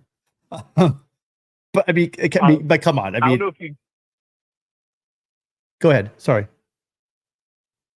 Oh no, I was gonna ask. I don't know if anyone else is on the line, but you guys have probably beat this like a dead horse. But if that's all the case, and it does all come down to record, do you guys think we should keep Notre Dame or drop them? I want to keep Notre Dame, but that's kind of just coming from a traditional point of view. And if you want to be the best, you got to beat the best and all that crap. I'm guessing you guys may or may not think differently. I'm biased, and I don't think it in an irrational way. You got to remember that my dad taught me all my football. My dad grew up going to Catholic Central in Grand Rapids, Michigan, and he got scholarships to USC and to Notre Dame. And my grandfather was a huge Notre Dame fan. And I grew up with my dad. It was in college for the McKay years. And my dad was never going to leave USC. My dad actually got 3 degrees from USC. And so basically, when I say the McKay years, my dad was pretty much there for the McKay years. And so when you talk about college football as a whole, I mean, it's kind of gone away from it. Obviously, either one school's been up, the other one's been down. But it's going all the way back. You have to go probably all the way back to the 80s, except for that 2005 game, where the 88 game where he had a big matchup. The last time was really on the board for both of them, I'm pretty sure. So it's kind of lost a lot of that specialness that it had going way back. But I talked about Will ND, who's a big Notre Dame fan on one of our shows, and I said, when you define and talk about who Notre Dame is, you can't have that conversation without talking about USC. And when you talk about USC football, you really can't have that conversation without talking about Notre Dame. So to end this, because we feel that we can't get into a 12-team playoff, or we could be more competitive if we don't. I mean, Lincoln Riley made a very compelling argument and it makes complete sense. And people are going to do where you have to decide. It would absolutely put them in the best position to be in the playoffs by dumping Notre Dame and picking up, a team like a lot of teams schedule really easy out of conference. That's the answer. My answer is you keep Notre Dame, and then if you're going to schedule, you schedule 2 mediocre teams on the other side, but you never get rid of Notre Dame. Okay, that's the answer. Let you guys keep on taking other calls and keep on talking, but thank you guys for taking my call. I really appreciate it. Hope you and all the other viewers have a great night, and fight on. Thank you. Thanks for staying up late with us. No problem. Y'all have a good one.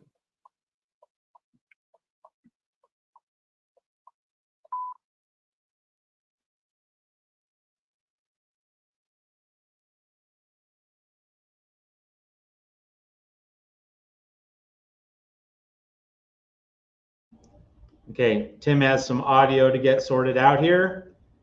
Obviously, he can't take calls until his mic gets sorted. But want to touch on, while Tim gets the audio sorted out, Lisa Sims. Lisa Sims asked us, Ohio State or Oregon, who do you have winning that game in Eugene? Lisa, I have Oregon winning the game in Eugene, but I think that Ohio State's going to get Oregon in the rematch in the Big Ten championship game in Indianapolis. So Ohio State wins the Big Ten, gets the automatic bid and the first round bye in the playoff, with Oregon getting a second spot in the Big Ten. That's how I see it working out in the Big Ten. So it's going to be really interesting to see. And, let's keep in mind, and I don't know if Tim's audio is there yet. Is it? Yeah, I'm good. All right. I think good. I think my soundboard's actually overheating, Matt.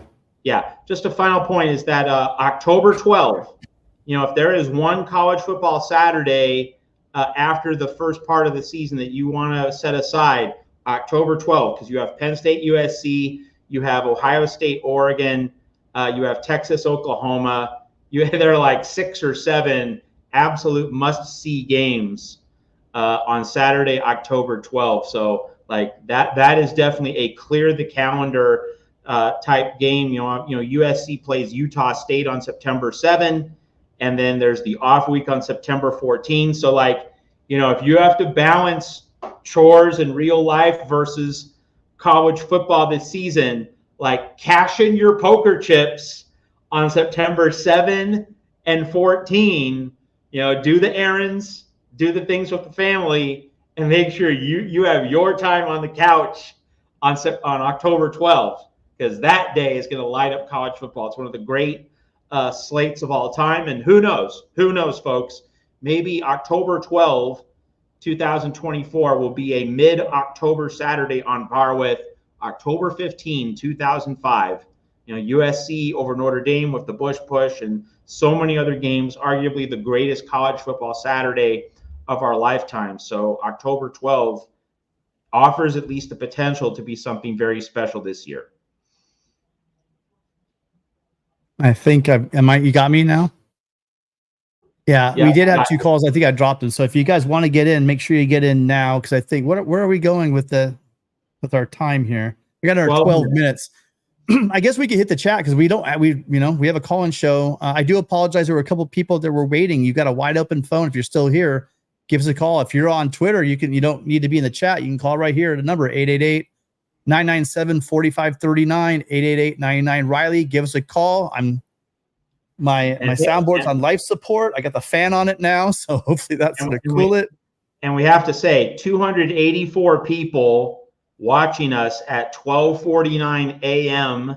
in the East, 11:49 in the Central Time Zone. That's a lot of loyalty from our audience here at the Voice of College Football. Thank you so much for staying up late with us. Late night done right here on the USC channel. Okay, maybe I can get a sponsorship for my pistachio addiction. That might not be a bad idea. That truly truly could, you might be onto something there. If it's not Nuts.com, baby. If it's not Nuts.com. If it's not this polar this orange vanilla seltzer water I've been drinking lately, it's gonna be pistachios. Those are gonna be. Oh, speaking of which, thank you to Hall of Goats for the hat. Appreciate that very much. I forgot to say that too, but I do. Maybe pistachios would be a good idea. So if anyone has any pistachio moguls out there that want to sponsor the show, I will eat them for 3 straight hours because I truly have acquired an addiction for pistachios. So yeah, that is very true.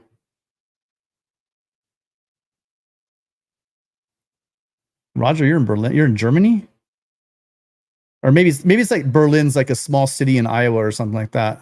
But then the time wouldn't match up. So, yeah, I really think we should do like I could sit here. This chat tonight, you guys. Although I wasn't as active as popping it up and speaking to it, because I was trying to honor the phone calls. I was really impressed with the level of questions you guys were answering. The questions. One of the better. I've been on hundreds of these shows. Tonight's chat was one of the more informative. I might go back and watch this and get some ideas for some stories, Matt, because got to be careful and source it. But some of the stuff that we had in the chat was some pretty interesting ideas. I'll tell you that. Okay, so we're back at it again. We're on a phone call, and Matt just stares at me. So I'm gonna stare back at him and see how long this uncomfortable silence could go for, unless someone else wants to call in right now. Let's go to the point where I was talking about at the beginning of the show, and I did tell people to wait. What I'm going to do is I'm going to go and try to find the very beginning. We had Fred the Veteran drop his 10-2 prediction and making the playoffs. This is the time of the show. We'll call it fan interaction time. You guys on Twitter, you guys can get on this as well. Go ahead and leave a comment. What is USC? This is time to get off the fence. We've kind of waited. We're not really going to get a lot of information in this last week. We kind of know. We pretty much know the starting lineup, right? At this point, we pretty much know what depth we have. There's going to be some presents unwrapped, I'm sure, throughout the first half and into the second half of the LSU game. We're going to see some stuff. We're going to see how well this team is able to run with this new lens system with all the shiny pieces. So go ahead and make that prediction now. It would be, I want to see it. We have 278 of you. The majority are here in, majority are on Twitter. But those of you guys that are here in the chat, go ahead and drop it. What is your prediction? So we got the Michigan camp. Ralph's going, although Ralph does like USC. He's a Michigan fan, but we'll take the 9-3. That was my original that I had in the early on in the spring. Trojan fans, go ahead and drop it in here. Let me know, what do you think the USC final regular season record will be? How will they go? We got Robbie going out on a limb, and then we're going to go like the 1972 Trojans, and we're going to beat the snot out of everybody in every single game. 72 squad littered with NFL talent that was just gaudy. Gabe is staying with that 9-3. We got Ferris. You guys got to check his workout over on the Michigan channel. He's going with 8-4. Again, all legitimate. Now, is that 8 win? Is one of those against the Wolverines? You got to let me know, Ferris. You have the Trojans as one of those 8 wins in Ann Arbor in week 3. Jeff Rodriguez has us at 10-2. I'll call up with you 1 second. Hold on a second. 10-2. Barry Fisher, 10-2. So I'll do mine. I was 9-3. And my 9-3 was, if you guys remember what I was saying, is I thought we would get caught up late in the season. But if you've been listening, I've been telling you that I think that Miller's just going to get better every single game. And the guys in the defense are going to install more and more wrinkles to this defense. I believe they're going to gel as a unit more and more. I think they might have some hangups early on in the season, but I do think by mid-season, this team is purring. And I do think now that we have the size and the depth to give guys those breaks that they're going to need to be healthy and fresh late into the season. We're not talking about the full 16 playoff length. I'm just talking about the first 12 games of the season. I'm a lot more bullish on our young backups. So I am upgrading to 10-2, and I'm going to stick my 10-2. I think that where we were have some trouble. We have to name the two teams. If you want to be really brave, name the two teams that I think we're going to lose. I'm going to go really, really, really chalk when I say this, and I think, like Matt, I think that we're if we're going to lose two games, the most likely games we're going to lose are going to be to Michigan in Ann Arbor and then Notre Dame at home. That's what I'm feeling. But here's the caveat with that. We play well against Notre Dame at home. They're having some issues on the offensive line. I like that. And by the end of the season, I think our pass rush is going to be purring. And unless they can get some young freshman to step up and help them out at the tackle position, that might be a huge mismatch we may be able to return the favor of what we saw in South Bend last year with a relentless pass rush, giving their quarterback fits and our secondary eating like their secondary ate last year. So maybe a reversal of fortune. Am I getting close before the end of the season, the beginning of the season, to go to 11-1, Matt? Dare I even think about it? Right now, we're going to hit the brakes. We're going to stay at 10-2. And I'm going to stick with that because I do think I will sign up the dotted line for 10-2. It's going to be a big ask. This is a veteran defense. It's going to be a raucous crowd. It's not just being in Michigan Stadium at the Big House. This is going to be an event. Because as much as the Michigan fans are going to tell you that who's USC, what's USC, no. If you're over 15, 20 years old, you know what USC has been to Michigan. That's a pain in their ass. Or basically it says 19.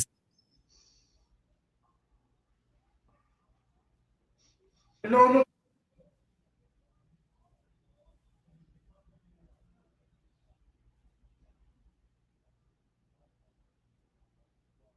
That's not a sound effect.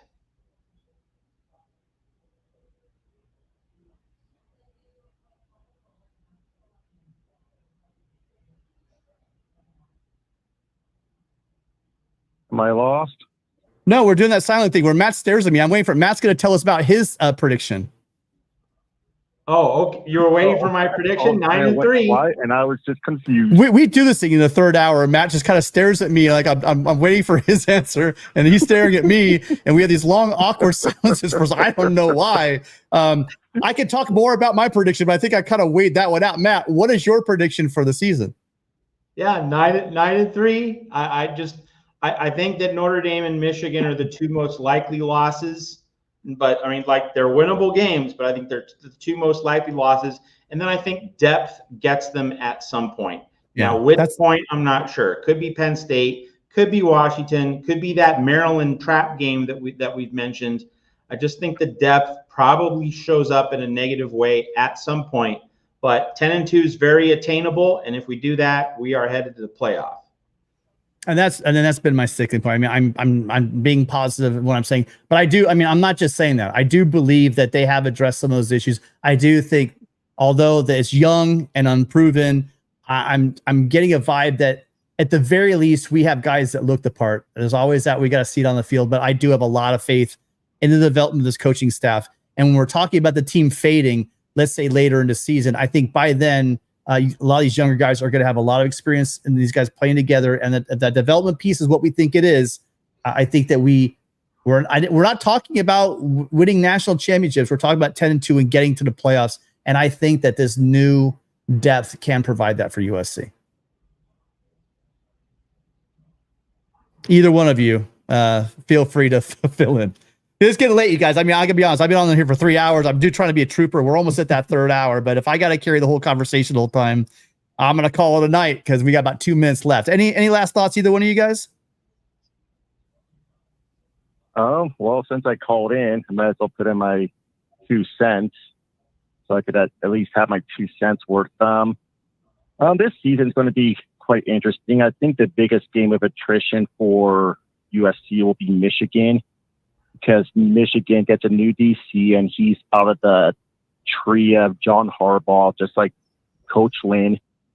And so I imagine their defense will be well prepared and similarly designed to what Lynn does, but not exactly.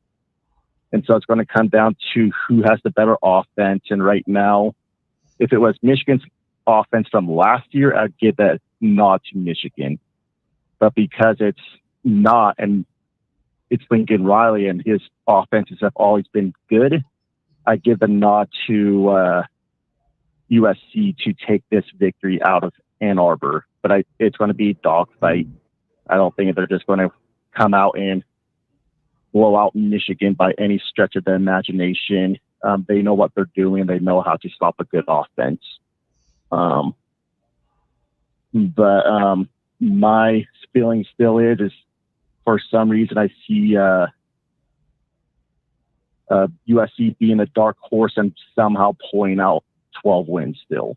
I just don't see how it's not possible. Is it overly optimistic? Probably.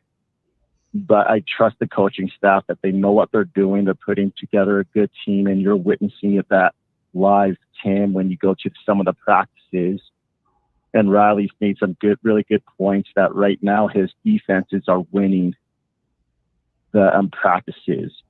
And if you look at last season and the season before, it's always the offense that's doing better.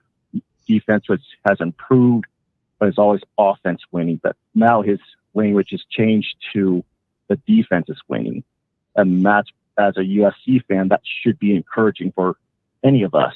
Like, okay, now the defense is actually winning in practice, not just simply showing up and being a body to get a hit. So I think for Miller Moss, I think what needs to happen is Riley needs to keep his mind within the simplicity of the game. I don't mind big plays, but whoever they play, Miller has to take what the defense gives him and let the receivers do their job. That's what they did to Louisville, and Louisville got destroyed because of it. And so those are just my few thoughts on all that. I agree with every one of your points. I like it. You have a good, I'll say it again. I'm saying 10-2 because I'm just trying to figure out, this is college football, and I've seen great Trojan teams lose games in a 12-team, 11-team or 11 game or a 12-team season. God, I can't even talk. 12-game season. That's gonna happen. So I'm trying to really kind of look at the season. I'll say it again. There is no team on this schedule that USC is not capable of beating if they're playing their A game. So when I say two losses, and I'm not chalking them up. In some seasons where you go up, or some teams you might go up against, you say, that's a loss, win. That's a 50-50. That's a win. That's a loss. I go through the schedule and I don't go, that's a loss. Now, come talk to me in the third quarter of the LSU game. Come talk to me at halftime or after the game in Ann Arbor. I might feel differently about this team, but what I know about Lincoln Riley, whatever these guys over at ESPN want to say, and the guy is a great coach. The guy is an elite play caller. We have skill guys that are going to make some amazing plays.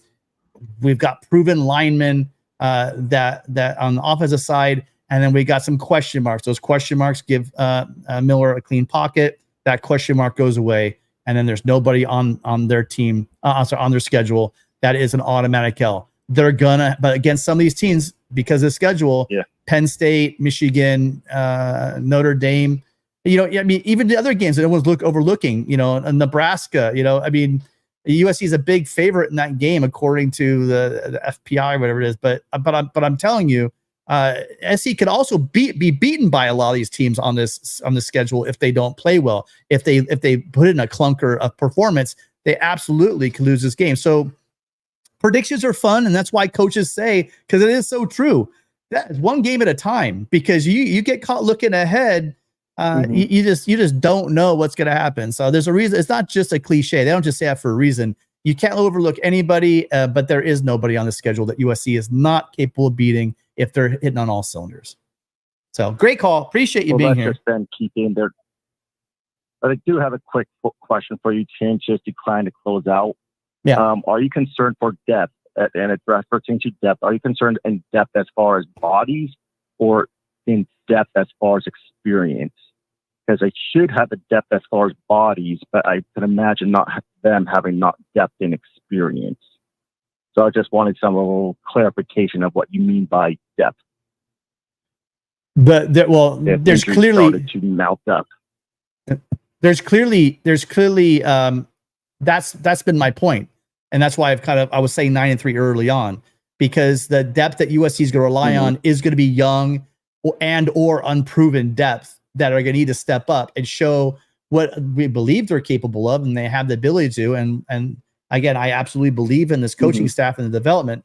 So it is that maturity level and how quickly they get up. Because if you were listening earlier, I said you can be 6 foot, for instance, you can be 6'6", 325, but how are you going to look on the line? How are you going to play on the line? You know, so exactly. You could have the size. That's great. I mean, all the numbers are great, but you know, how well do you carry that weight? How well do you play with the guy next to you? You know, there's just so much that goes into it. Are you playing with injuries? There's a lot that goes into it. So it's both, really, I guess is the best way to say it. Absolutely. That's all I had. I know it's the end of the night, and you're tired, I could tell. So thank you for taking my call, and I will listen to you guys next Friday. Awesome. Look forward to it. Appreciate it. Hey guys, so I'm terrible at self-promoting. You know, Matt and I on our show, we both dropped the ball in this. If you guys could do us a favor to hit that like button really quick, it does really help out. There's 290 of you. I know half of you guys are on Twitter, half of you guys here in YouTube, but if you're not subscribed, subscribe. If you're over on Twitter, please give us a follow. And I'm Tim_Prangley on Twitter and on Instagram. I'm going to get more and more pictures. I was talking to people, a bunch of people, that I just need to get more of those pictures out on Instagram. There's some really nice ones. Make sure you guys are following Matt and myself. I mean, for what we do every day, we're on Trojans Wire every single day. This is it. It's crunch time. Now we're getting into this actual season. We're prepping, you know, they're getting ready for the LSU game. This is where the interviews are going to get pretty interesting. And so next week is going to be interesting to hear from coaches. And then we have game week. So I'm looking for that. Make sure you're following us on Trojans Wire. Matt, anything to add before we get out of here?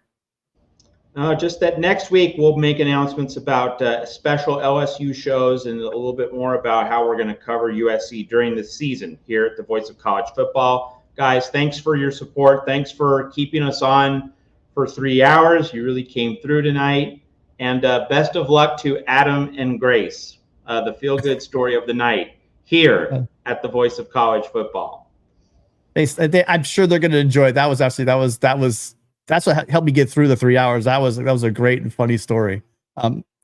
Adam, come on, man. Okay. All right. So thank you guys all. You can catch us again every day on Trojans Wire. You can catch Matt at Trojans Wire, correct, on Twitter.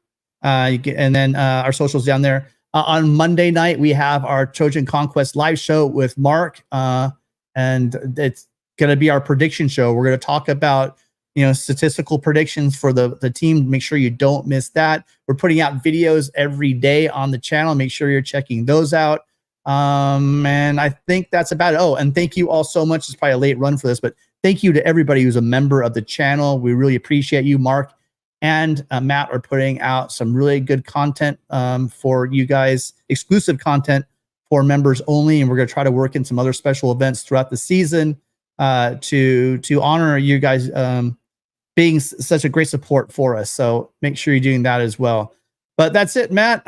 We just have 8 more days. I mean, it seems like we were talking in months, then we were talking about things in weeks, and now we're beginning to talk about things in days. Before we know it, college football is going to be here, and then in just 2 short weeks, we're going to be playing in Allegiant Stadium against the LSU Tigers. And that I said it. I've been saying it for a while. We will know exactly. I believe we will know what this team is and what our expectations will be about 8 minutes into the third quarter. I think we'll have a good idea who this team is, win or lose at that point, what our season's going to look like.